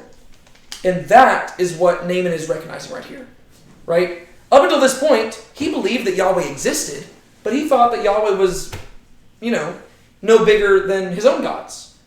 But he says, I know now there is no God in all the earth but in Israel, right? So he's saying that all the other gods, they fail, like in comparison to him, they're nothing, right? The God in Israel, he is the God of all the earth, right? Like this is this is as monotheistic as a person at that time can get, right? To where he's like, oh my gosh, like his definition of God just changed. To where he's like, I've been thinking of God on way too small of a scale. I never realized that there's a God over all things, but I realized that this God is it. Right? Because he didn't need some magician to come out and do a party trick. He simply sent me to bathe in water. Like he knows that the prophet didn't come out and perform some magic trick or like give him some medicine. Right? The prophet didn't do anything. And Naaman knows that he didn't do anything. Right? All he did was bathe in dirty water. Yet he's clean. And so he realizes that his salvation right here, right? His healing, it has just come from the grace of God. Right? God is the only one who did this. Right? God didn't have to do anything to earn it. He simply had to submit by faith, and he received it. And to him, he realizes, okay, that's a different type of God than I've ever heard of. I've never heard of a God like that. Usually the gods demand you to do X, Y, and Z if you want to get X, Y, and Z. This God simply told me to bathe in dirty water, and I came out clean, despite the fact that I am an enemy who might have been responsible for killing one of the kings of his land, right? And so he has just experienced the grace of God abounding to the chief of sinners. And he says, okay, y'all's God is the real deal. And so he says, take a blessing from your servant. So he says, how can I ever possibly repay this? You've got to accept some sort of payment from me. But Elisha said, as Yahweh lives before whom I stand, this is the phrase that he picked up from Elijah, right? I will take nothing. So what does Elisha respond? No, I don't want. I don't want it. I don't want your payment. Right? This was simply a gift of God's grace. You can't pay it back. Right? You're good. Right? This was a free gift of God. And he urged him to take it, but he refused. Right? So Naaman pushed him and he said, please, no, I've got to do something. It's going to eat me up. Once again, this is kind of how we respond too. Right? Whenever we realize that salvation is by grace through faith, we're willing to accept it, but then sometimes we feel the need to work to keep it, right? Where we're like, okay, so I know that I received salvation by faith, but now I need to make sure I do good things, or else God will abandon me. Right? I need to pay him back. You can't pay him back, right? It's by grace that you're saved, and it's by grace that you stand, right? We simply have to receive and continue to respond by faith, right? That's all God asks. He asked us to respond by faith. And the faith is what leads to life transformation. He doesn't simply want us to do things to try to pay him back, because we literally cannot. And if we think we can, we've misunderstood him. I see it a little different. Payment as money. Mm-hmm. And Old Testament here, the man of God, he's the mediator between man and God. and he doesn't ask for money.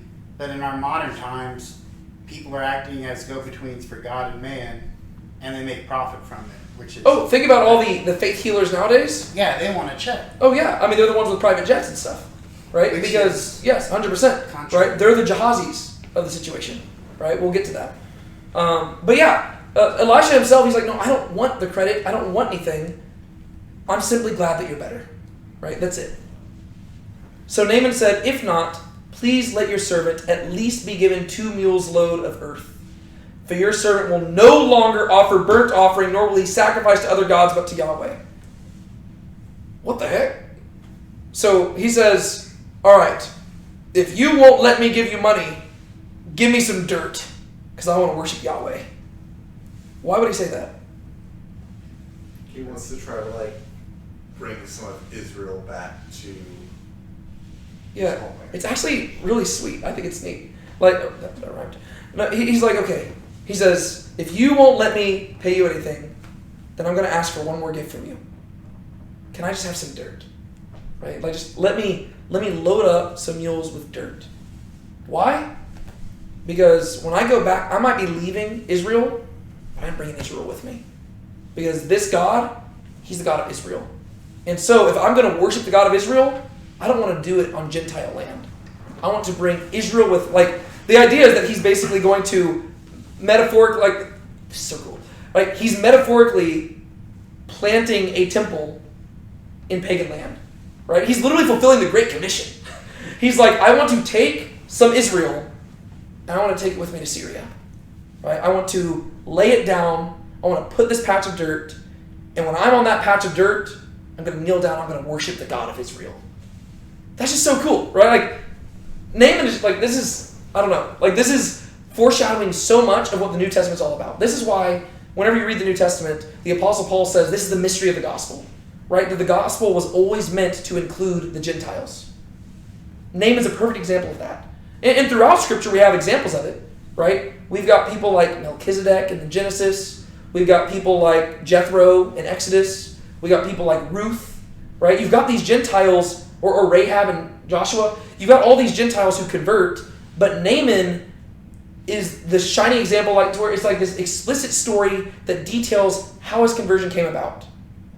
And everything about it is foreshadowing what's to come in the New Testament.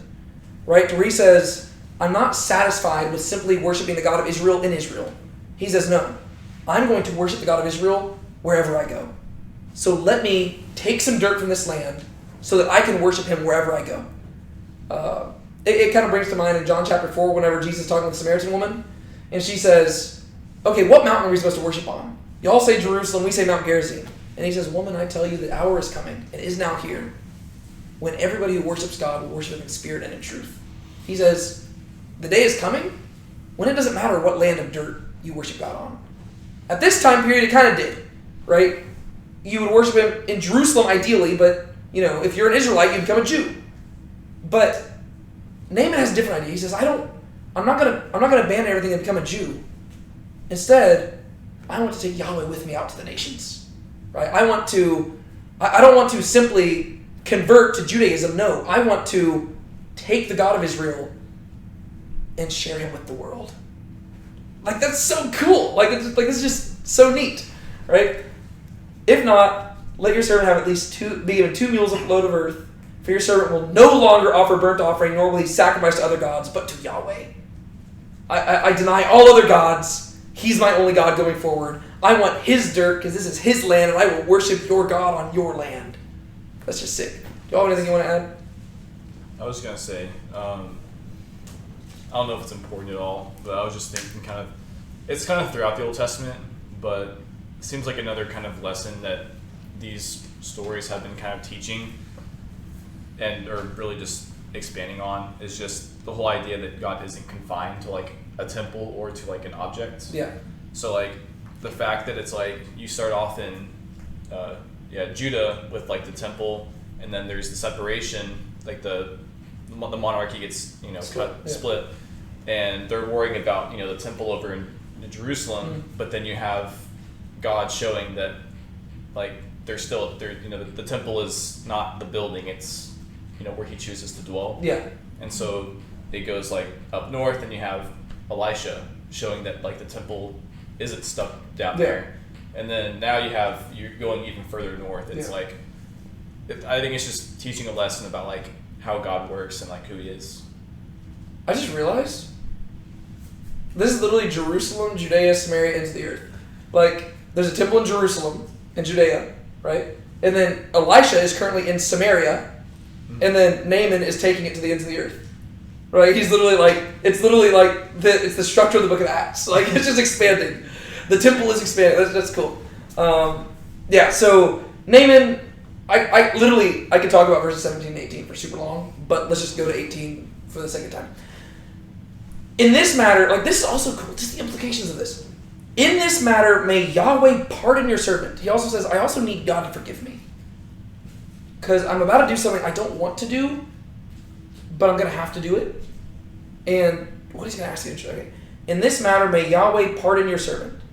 When my master goes into the house of Rimmon to worship there, and he leans on my hand, and I bow myself in the house of Rimmon. When I bow myself in the house of Rimmon, Yahweh pardon your servant in this matter. So he says, here's the deal. I am the servant to a pagan king. And he says, Elisha, I've made it clear. I'm not worshiping those other gods anymore. Yahweh is my only God.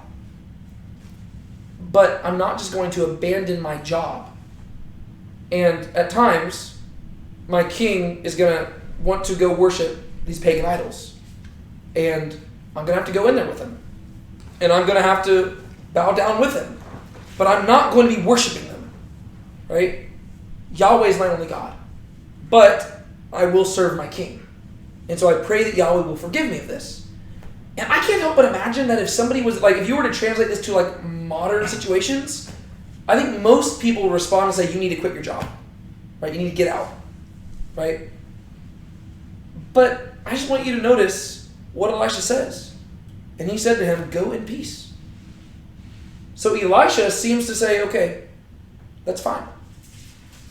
The implication of that is interesting. Because it seems like from Elisha's perspective, this is the better of the options, right? I mean, really, he's got two options, right? He can either continue to serve the king of Aram and possibly be a light shining in the darkness of this pagan place. That's the harder of the options, honestly. Or he could quit his job and probably be forced to flee to Israel because he is he's abandoned his post as commander of the army and has now made an enemy of the king of Aram, and he probably would have to come live in Israel as a Jew, right? Those are really his two options facing him. And it's not beyond the call of God to force somebody to leave their position and stuff like that to flee to Israel. But I think it's cool that Elisha says, shalom, right? That's fine, right? Like God knows your heart, basically. I think the implications of that is that we do need God-fearing people in dangerous places, right? As long as they are willing to do the hard work and not share in the sin of those places, right? So I'm not saying that if you're a prostitute and you come to Christ, you should stay as a prostitute. Because it's kind of hard to do your job as a prostitute without actively sinning against God, right? I mean, like, don't worry, I'm sleeping with them for the glory of God. No, you're not, right? There are certain jobs you literally cannot be faithful to God while doing them, right? If you're an assassin, you're probably not going to be able to, like, sin is so tied to that job, you can't do both. But think about just modern politicians, right? If you're a politics, you're going to be surrounded by sinful people doing sinful things. So the solution is either get all Christians out of politics or have Christians go into politics and realize that they're going to be put in some very tricky situations. And they're going to have to use a lot of wisdom and discernment to navigate those wisely. And they might even mess up here and there. But that is probably the better of the options, right? Because we don't want to just say, oh, no, whatever, no Christians in politics. Because, I mean, now we're basically just like handing over the kingdom to the domain of darkness. No, you want the Christians there, but you've got to realize you've got to be praying for those people hardcore, right? And you've got to be trying to hold them accountable and stuff like that. And it seems like that's what's being implied here, right? It's like, okay, Naaman, I'm not asking you to quit your job. No, go in there. And you can be with the king. And if he's worshiping the idol and he needs you to do that, okay. Well, you can help him do that. Because it's not your job to force the king to worship Yahweh. But in and of yourself, you worship Yahweh. Right? I just think that's there's a lot to reflect on there. Which I just think is interesting. Do you have anything you want to add to that? Or practical examples of how we can apply that? Before we jump to Gehazi. I think the real practical application of it is like being a light in darkness, and like even though other people are sinning around you, not partaking in that sin with them. Yeah. You can live among sinners, just don't partake in the sin with them. Yeah, well, that's one thing that I think naturally we have this temptation towards monasticism. And what I mean by that is not that all of us want to go become monks in the wilderness. A lot of us just realize that the easiest way to be faithful to God is by surrounding yourself by like-minded Christians. Yes. But that's not what God calls us to. Yes, we are supposed to be surrounded by like-minded Christians. That's what the church is all about. That's what fellowship's about. But we're called to be lights in the darkness. And you can't do that by getting offended every time somebody sins. Right? You shouldn't like the sin or endorse the sin. And I guess you should be offended by the sin itself. But we also have to have a disposition of grace. And we should love those people. Right? And we need to be friends with them. Right? Because we have to check ourselves and make sure that their influence on us isn't so great that it's leading us into sin. But that's one issue that I have with a lot of like modern like Christians. It's like they're like, oh, like I ask them like, well, how can you be more faithful to God? I need to stop hanging around with such bad people. Or you need to figure out why those people are having such an influence on you, right? Because changing who you hang out with isn't going to change how faithful you're being to God. Because a big part of being faithful is being a light in the darkness.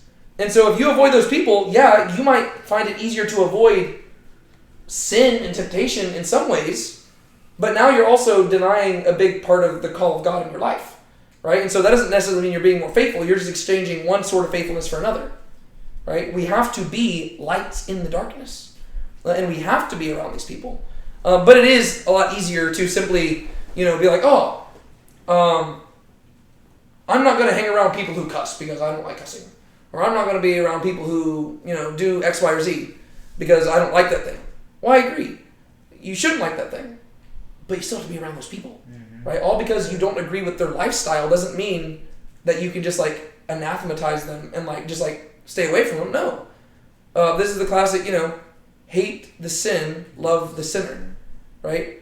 But to where you should make it clear where you stand, but that shouldn't change how you love the person, right? You should still be around them, right? I think that's. I was reading verse 18 as asking Yahweh for pardon, and then just technically reading 19 that he doesn't say yes or no.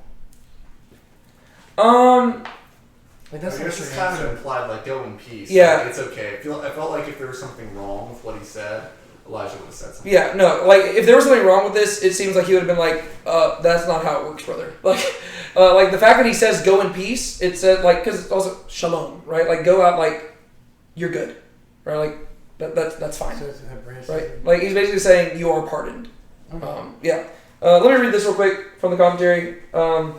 Elisha's response is remarkable and shows something of God's gentleness in dealing with believers in a tricky moral and political circumstances.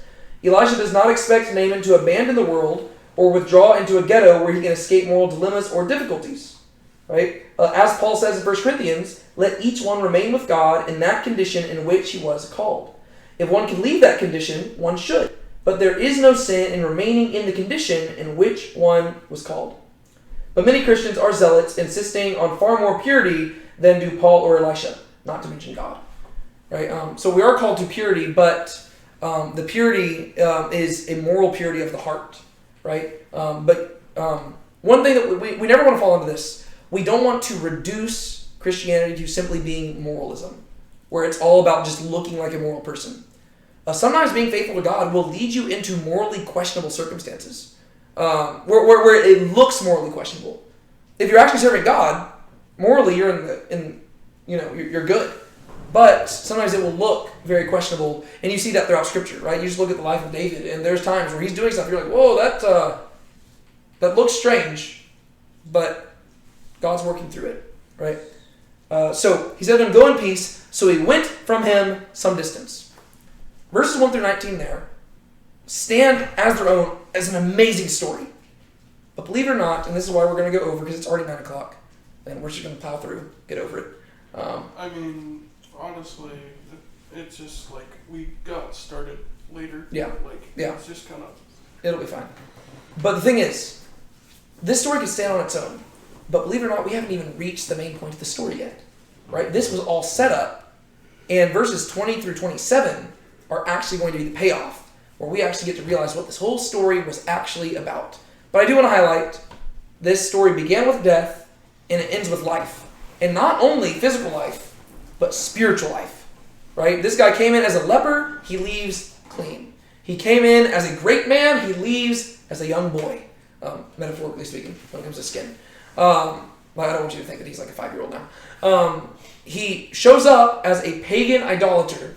He leaves as a Yahwist, right? A follower of Yahweh. Now we turn the page, and the story continues. Then Gehazi, the young man of Elisha, the man of God, said to himself, Behold, my master has spared this Naaman the Aramean by not receiving from his hands what he brought. As Yahweh lives, I will run after him and take something from him.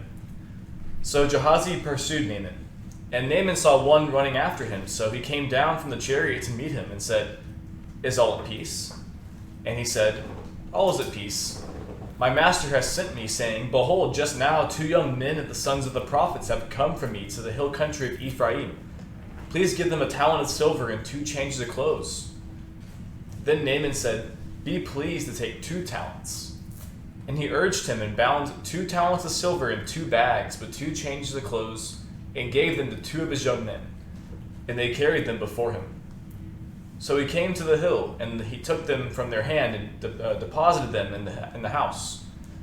Then he sent the man away, and they departed. But he came in and stood before his master. And Elisha said to him, Where have you been, Gehazi? And he said, Your servant has been nowhere. Oh, Gehazi.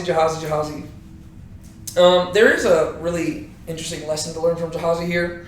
I warned y'all last week that Gehazi was going to end up not being a great guy. The lesson that we can learn here is that you can be surrounded by the greatest teachers in the world. That does not guarantee you're going to be faithful. Right? Gehazi, he was the disciple of Elisha, yet he turned into this. Judas Iscariot, he was a follower of Jesus, yet he turned into the greatest traitor of all time. Right? So one thing that we just need to realize is that you can listen to 1 million podcasts, you can listen to the greatest sermons ever told. That will not inherently make you faithful to God. Right? We have to have ears to hear and eyes to see. Right? We have to have a willingness to submit. Right? All because you're surrounded by the greatest teachers does not inherently mean that you will be the greatest student. And that's just something that we have to recognize. It's got to be a matter of the heart.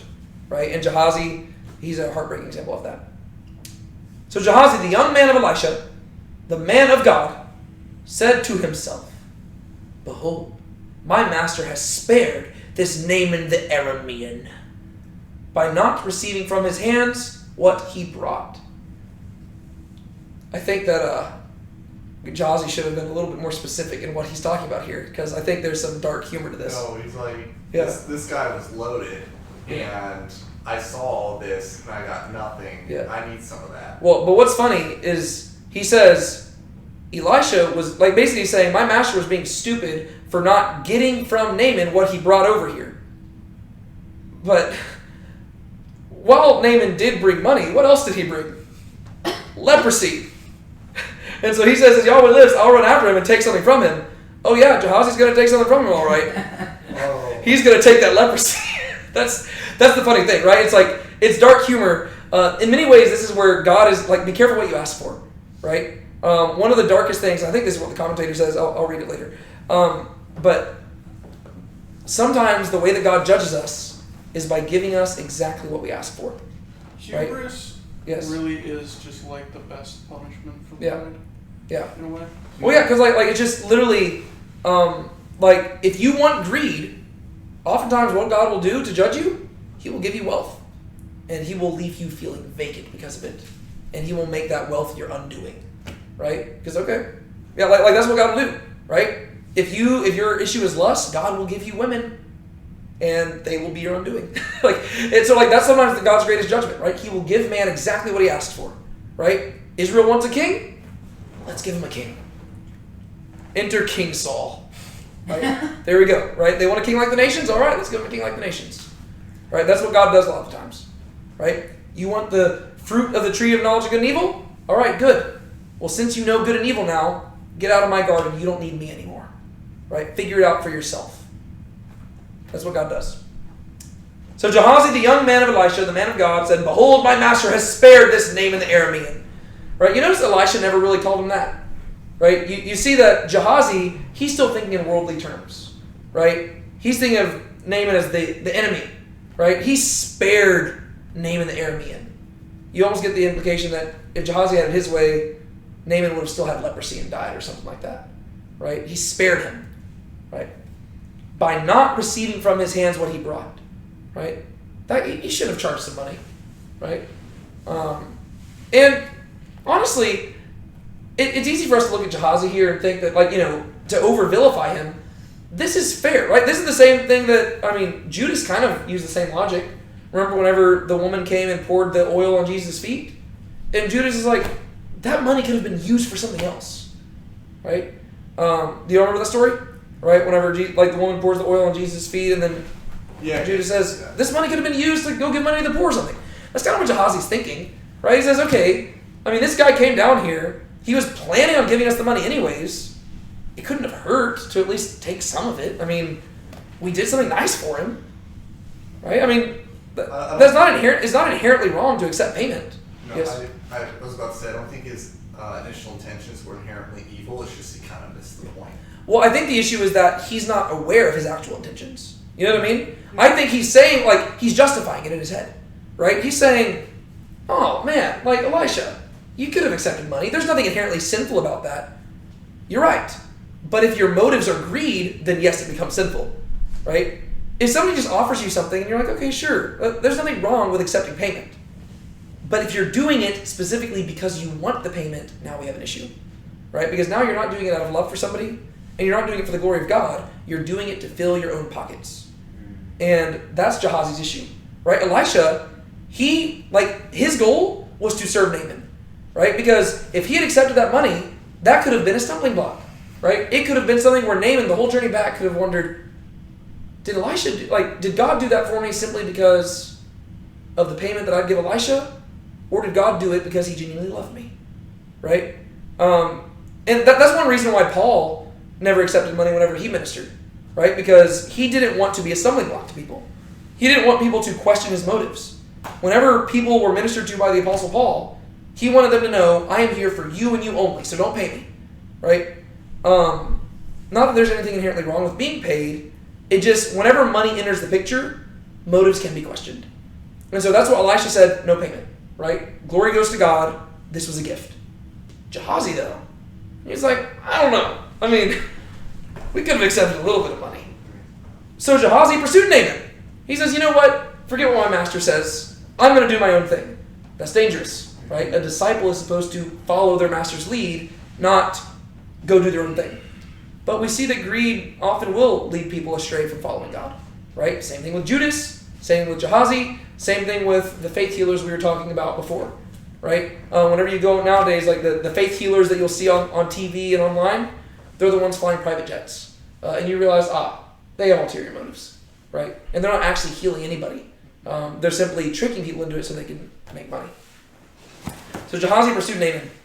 And Naaman saw one running after him, so he came down from the chariot to meet him and said, is all at peace? Because remember, it's calling back to what Elisha said. Go in peace, right? Is all at peace? What's wrong? Did something change? Do I need to go back? What's the issue? And he said, oh yeah, all is at peace. My master has sent me. Oh no. Oh dear. He's lying, Yep. right? Elisha didn't send him, Yes. but he's saying he did.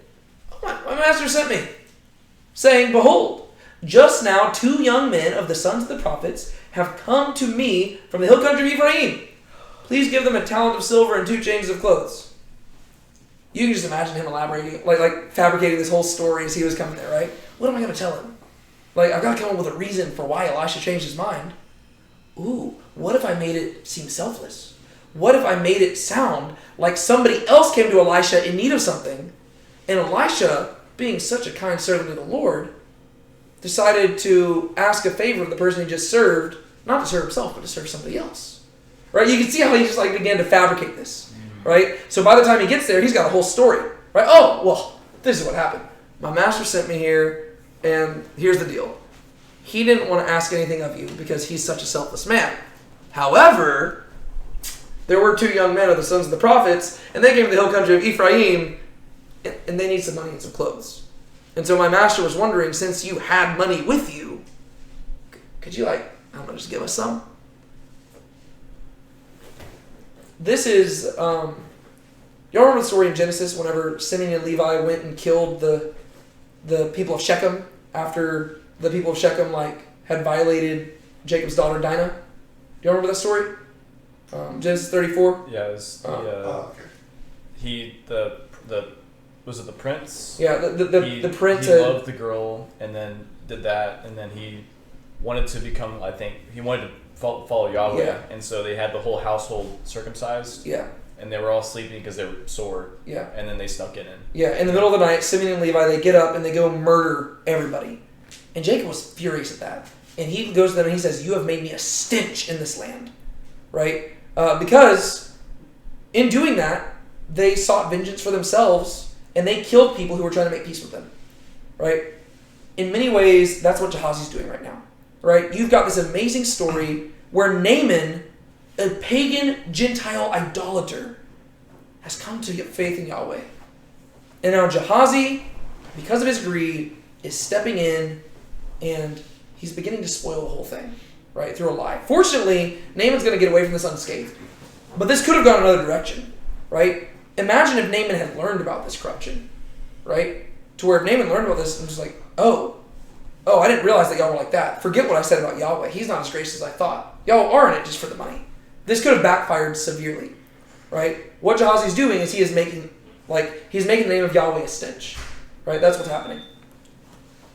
Behold, just now 2 young men of the sons of the prophets have come to me to fill the hill country of Ephraim. Please give them a talent of silver and 2 changes of clothes. Keep in mind, Naaman had a lot more than this, right? So he's not asking for all of Naaman's money. He's being very clever about it. He says, hey, you offered my master $1 million. I don't need that much. I was just thinking, could I have 100,000? Right? I know you got more. I'm not asking for all of it. He's being very clever in his lie, right? He's got a backstory. He's being very subtle with it. He's not asking for everything because then people might see through the ruse. He's just asking for a little bit to sound practical but also still benefit himself. Then Naaman said, oh, be pleased to take 2 talents. So now you've got an Israelite deceiving a Gentile convert and taking money from him through that deception. This is no good. And he urged him and bound 2 talents of silver in 2 bags with 2 changes of clothes and gave them to 2 of his young men. 2. And they carried them before him. So he came to the hill and he took them from their hand and deposited them in the house. So where does Gehazi put it? In the house. In the house. Is that hiding it? Was that? Hiding it. He's hiding it, right? Oh, well, he didn't give it to the. He didn't give it to the men, huh? Oh, that's because the men were fabricated, right? They weren't real, right? Then he sent the men away. The men that they're talking about here are Naaman's men, not the men from Ephraim. Then he sent the men away and they departed, right? So Naaman's men, they go back and they return to Syria. That's the last time we hear about them. Gehazi has hid the money for himself. But he came in and stood before his master. And Elisha said to him, where have you been, Gehazi? You think Elisha knows? He does. Oh, yeah. This is like God in the Garden of Eden. Adam, where are you? Oh, I heard you I heard you coming in the garden, and I was naked, so I hid. Who told you were naked? Have you eaten from the tree that I told you not to eat from? It's like, huh. So Gehazi just walks in, and Elisha's, hey, buddy, where you been at? And he said, No, nowhere. Your servant's been nowhere. Why? What do you ask? Did you think I went somewhere? I didn't go anywhere. Nowhere. Why? You're sweating. What? No. I ain't sweating. What you talking about? Yeah. Verses 26 and 27. Then he said to him, "Did not my heart go with you when the man turned from his chariot to meet you? Is it a time to receive money and to receive clothes and olive groves and vineyards and sheep and oxen and male and female slaves? Thus the leprosy of Naaman shall cling to you and to your seed forever." So he went out from his presence, a leper as white as snow.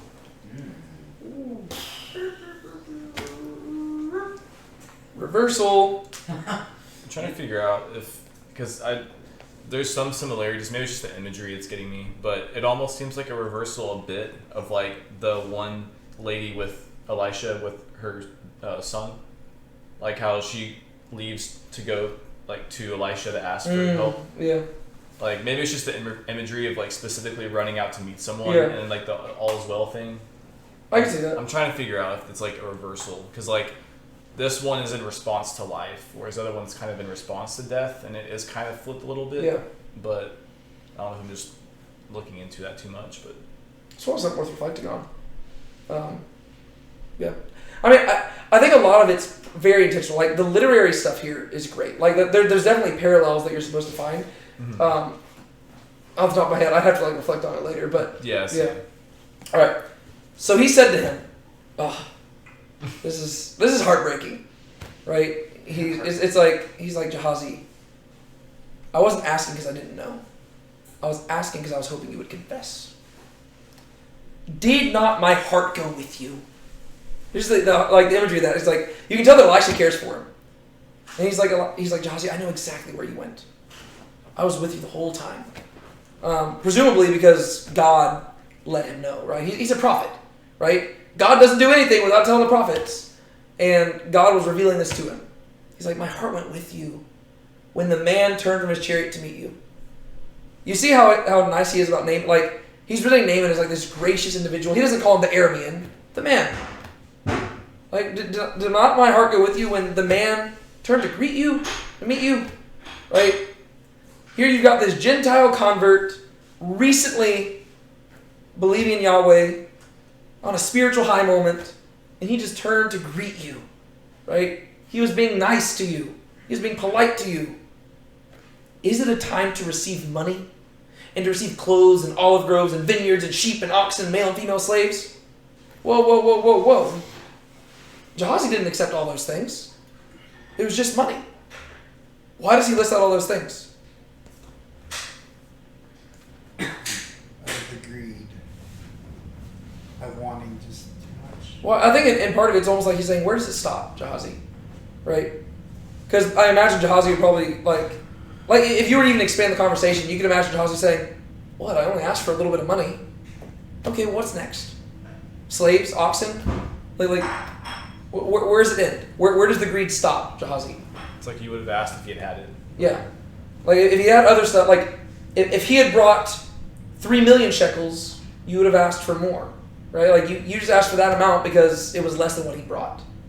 But you still ripped him off. And I love the phrase, is it a time to receive? Right? This kind of goes to the whole Ecclesiastes, right? There's a time for every season known to man. There is a time to receive money and payment for serving God, right? According to Paul, the laborer is worthy of his wages, right? And you should pay people for their service. But there's also a time to not receive it. And based on Elisha's wisdom, he said this is not the time, right? Whenever you've got this pagan Gentile who's coming here, the harm you could do by accepting money is greater than the harm caused to us by denying ourselves the money. Because the whole goal has to be loving others first, right? That's got to be the goal. And he says, you just put this entire mission in jeopardy, right? This guy came to us in need. We provided for that need. By accepting money, you put all of our motives in question. Now was not a time to receive money. There is a time to receive money. Now was not it, right? And so that's what he's rebuking him for, right? This was not the moment. You could have messed this up. Fortunately, God is so faithful that it didn't mess anything up, and Naaman left presumably ignorant of this entire thing. But God is not ignorant, and therefore Gehazi will be punished. Also, I can't help but think that language at the end of verse 26 is supposed to call back to 1 Samuel chapter 8.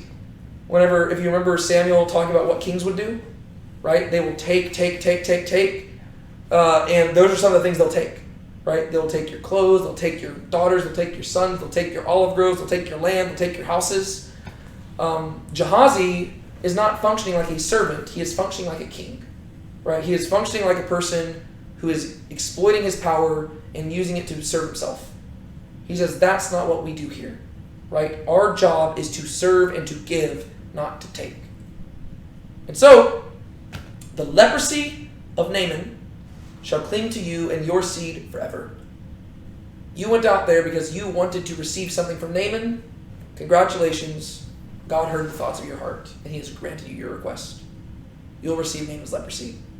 So he went out from his presence, a leper as white as snow. It's a sad story for Gehazi. All right, now, before we wrap things up, I got to read from the commentary, because there's some cool stuff here. Things that we've kind of already highlighted, but I just think that he puts it in a much more condensed manner that is really good. This is what he says. The conversion story ends in 2 Kings chapter 5, verse 19, and the chapter is only 2/3 over.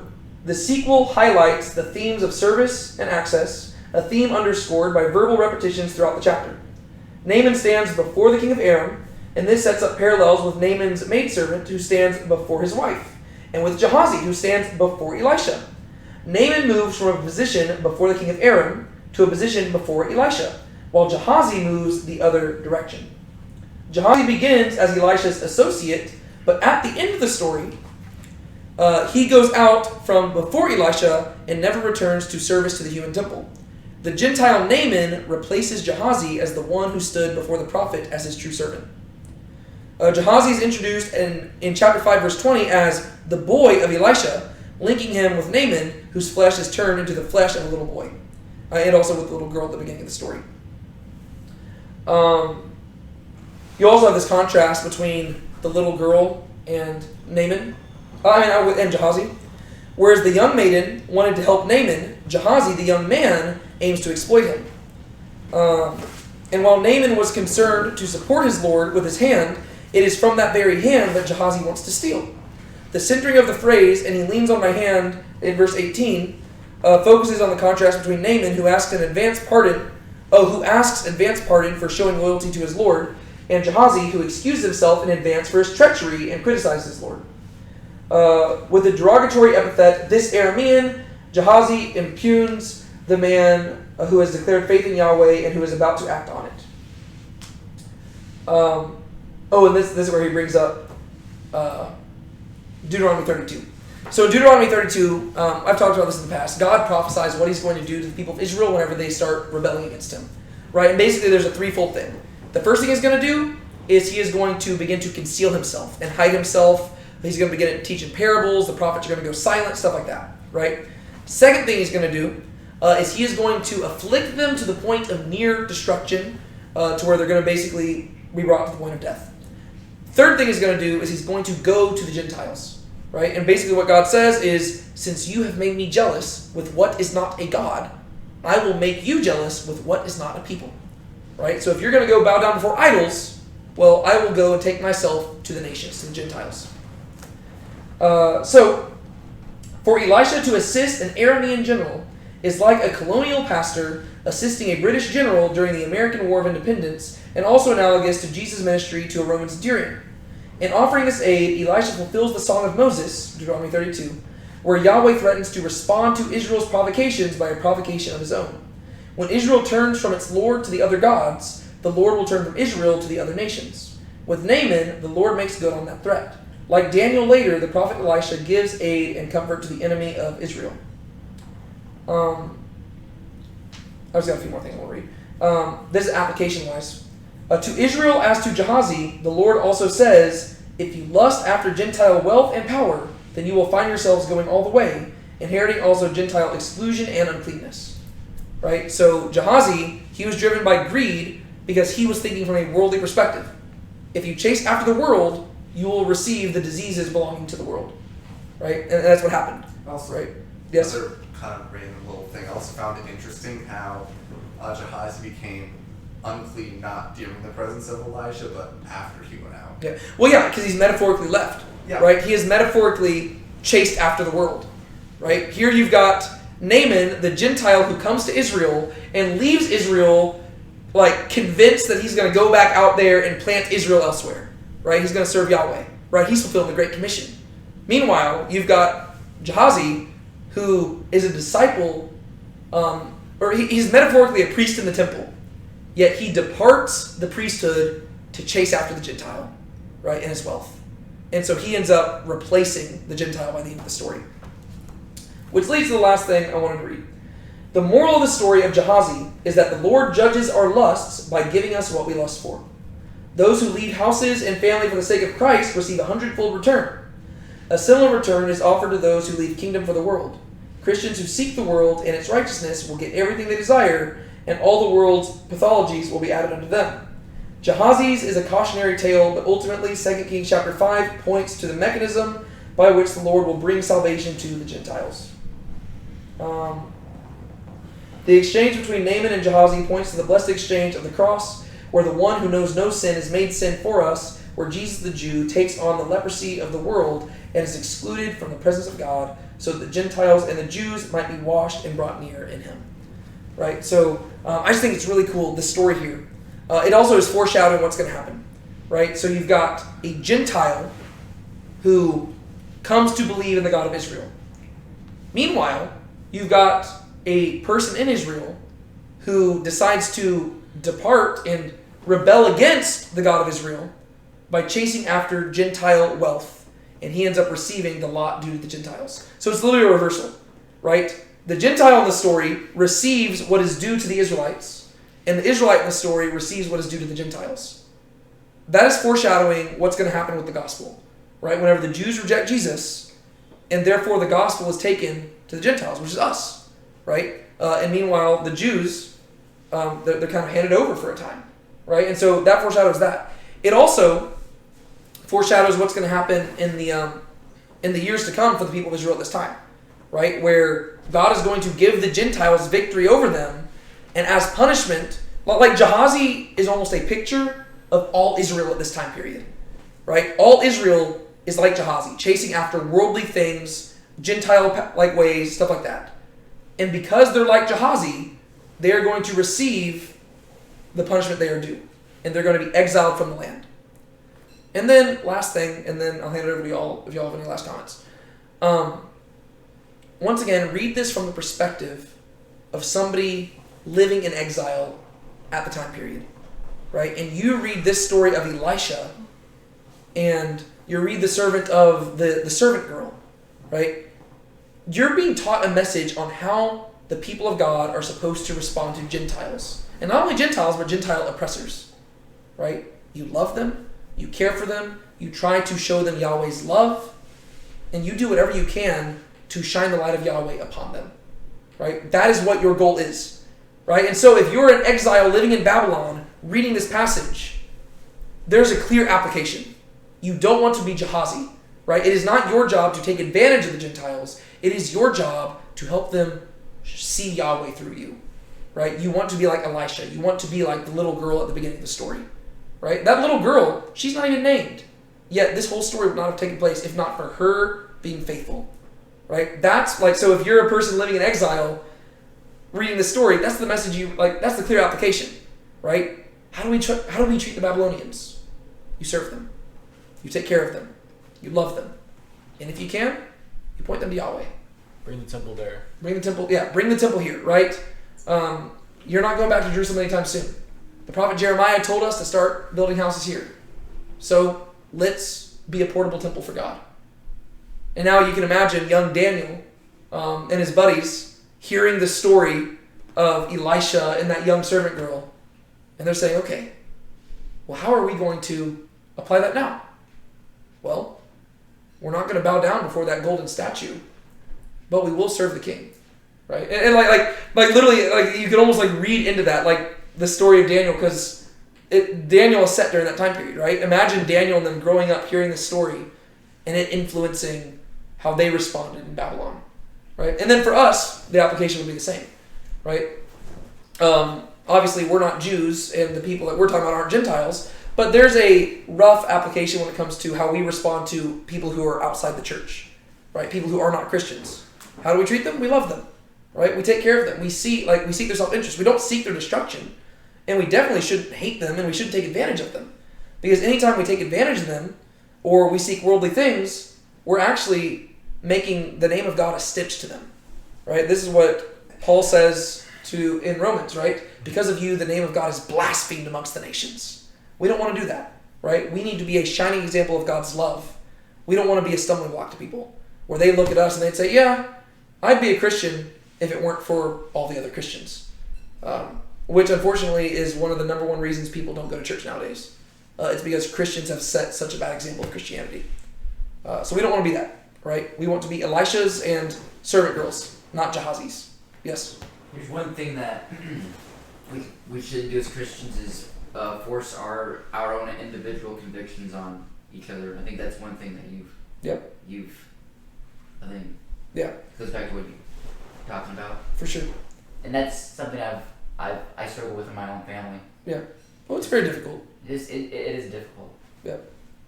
All right. Anything y'all want to add? Yeah, I saw a bit of worldly wisdom that apparently is also in the Old Testament, so that like people covet what you have, but they don't covet the work it takes to get that. So like in this case, like you always want the money, but like not the constant things that go with that. So like he had to go through faith, like he had to submit and be blessed, but like I just see a lot of coveting here. Yeah, for sure. Oh, I'm good. Okay. Anybody else?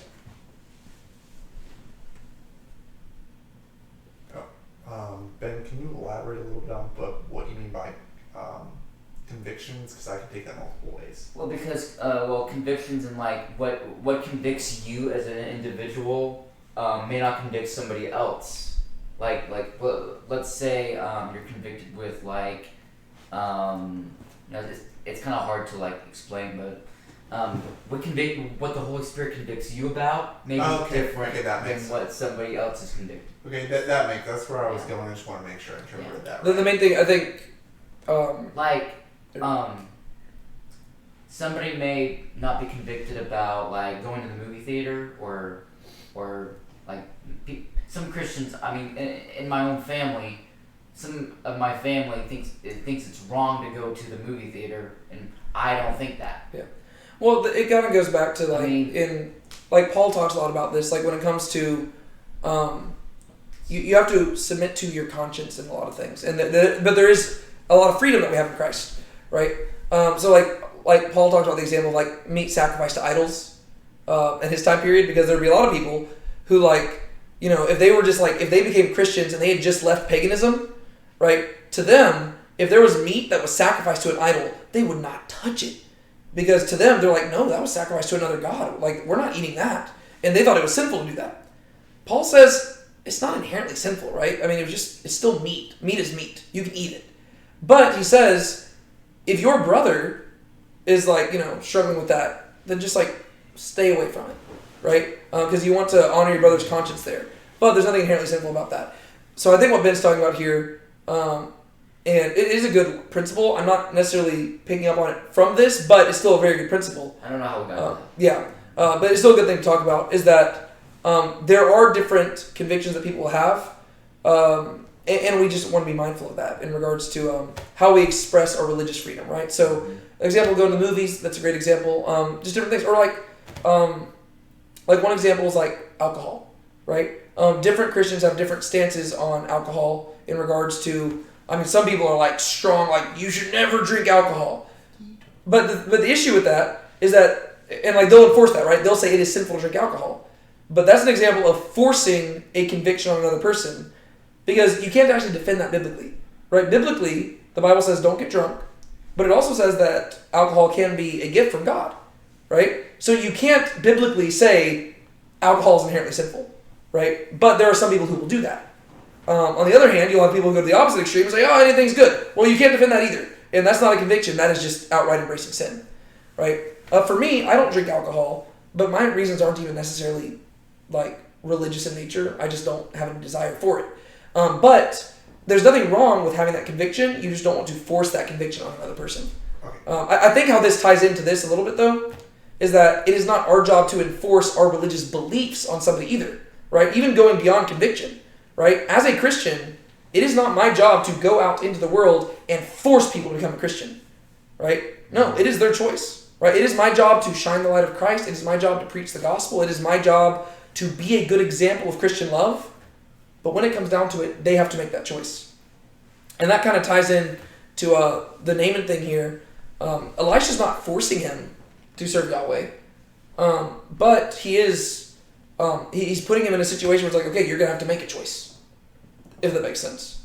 But then also, Naaman doesn't view it as his job to where it's like, whenever I go back, I'm going to force my king to worship the God of Israel. No, he's going to let the king do what the king wants to do, and he's going to be a faithful servant of that king. But he says, going forward, I'm not worshiping those other gods anymore. I'm worshiping Yahweh, right? And so, all because you are a Christian working in a non-Christian environment doesn't mean it is your job to force that environment to become Christian. No, your job is to be faithful. And if your faithfulness leads to that place becoming more Christian, that's amazing. And that's great. But your job is to stay faithful, right? If that makes sense. I don't know, like that kind of ties into it a little bit. Wasn't Gehazi covetous of Naaman's wealth? Well, yeah, it seems like, it's wealth and pride governing him. That's what I was trying to say, is that he had more than wealth. That's what I was trying to say. Who, Naaman? Yeah. Yeah. Well, he had faith, which is And pretty cool. that he had leprosy that was healed. Yeah. And so you're coveting somebody who has something, but you don't have the experience of having leprosy. Yeah. And then, of course, the subsequent healing Yeah. from that. Yeah. That's an experience. Yep. All right. Anybody else want to add anything? That's it. All right. Who wants to pray for us? Thank you, Sean.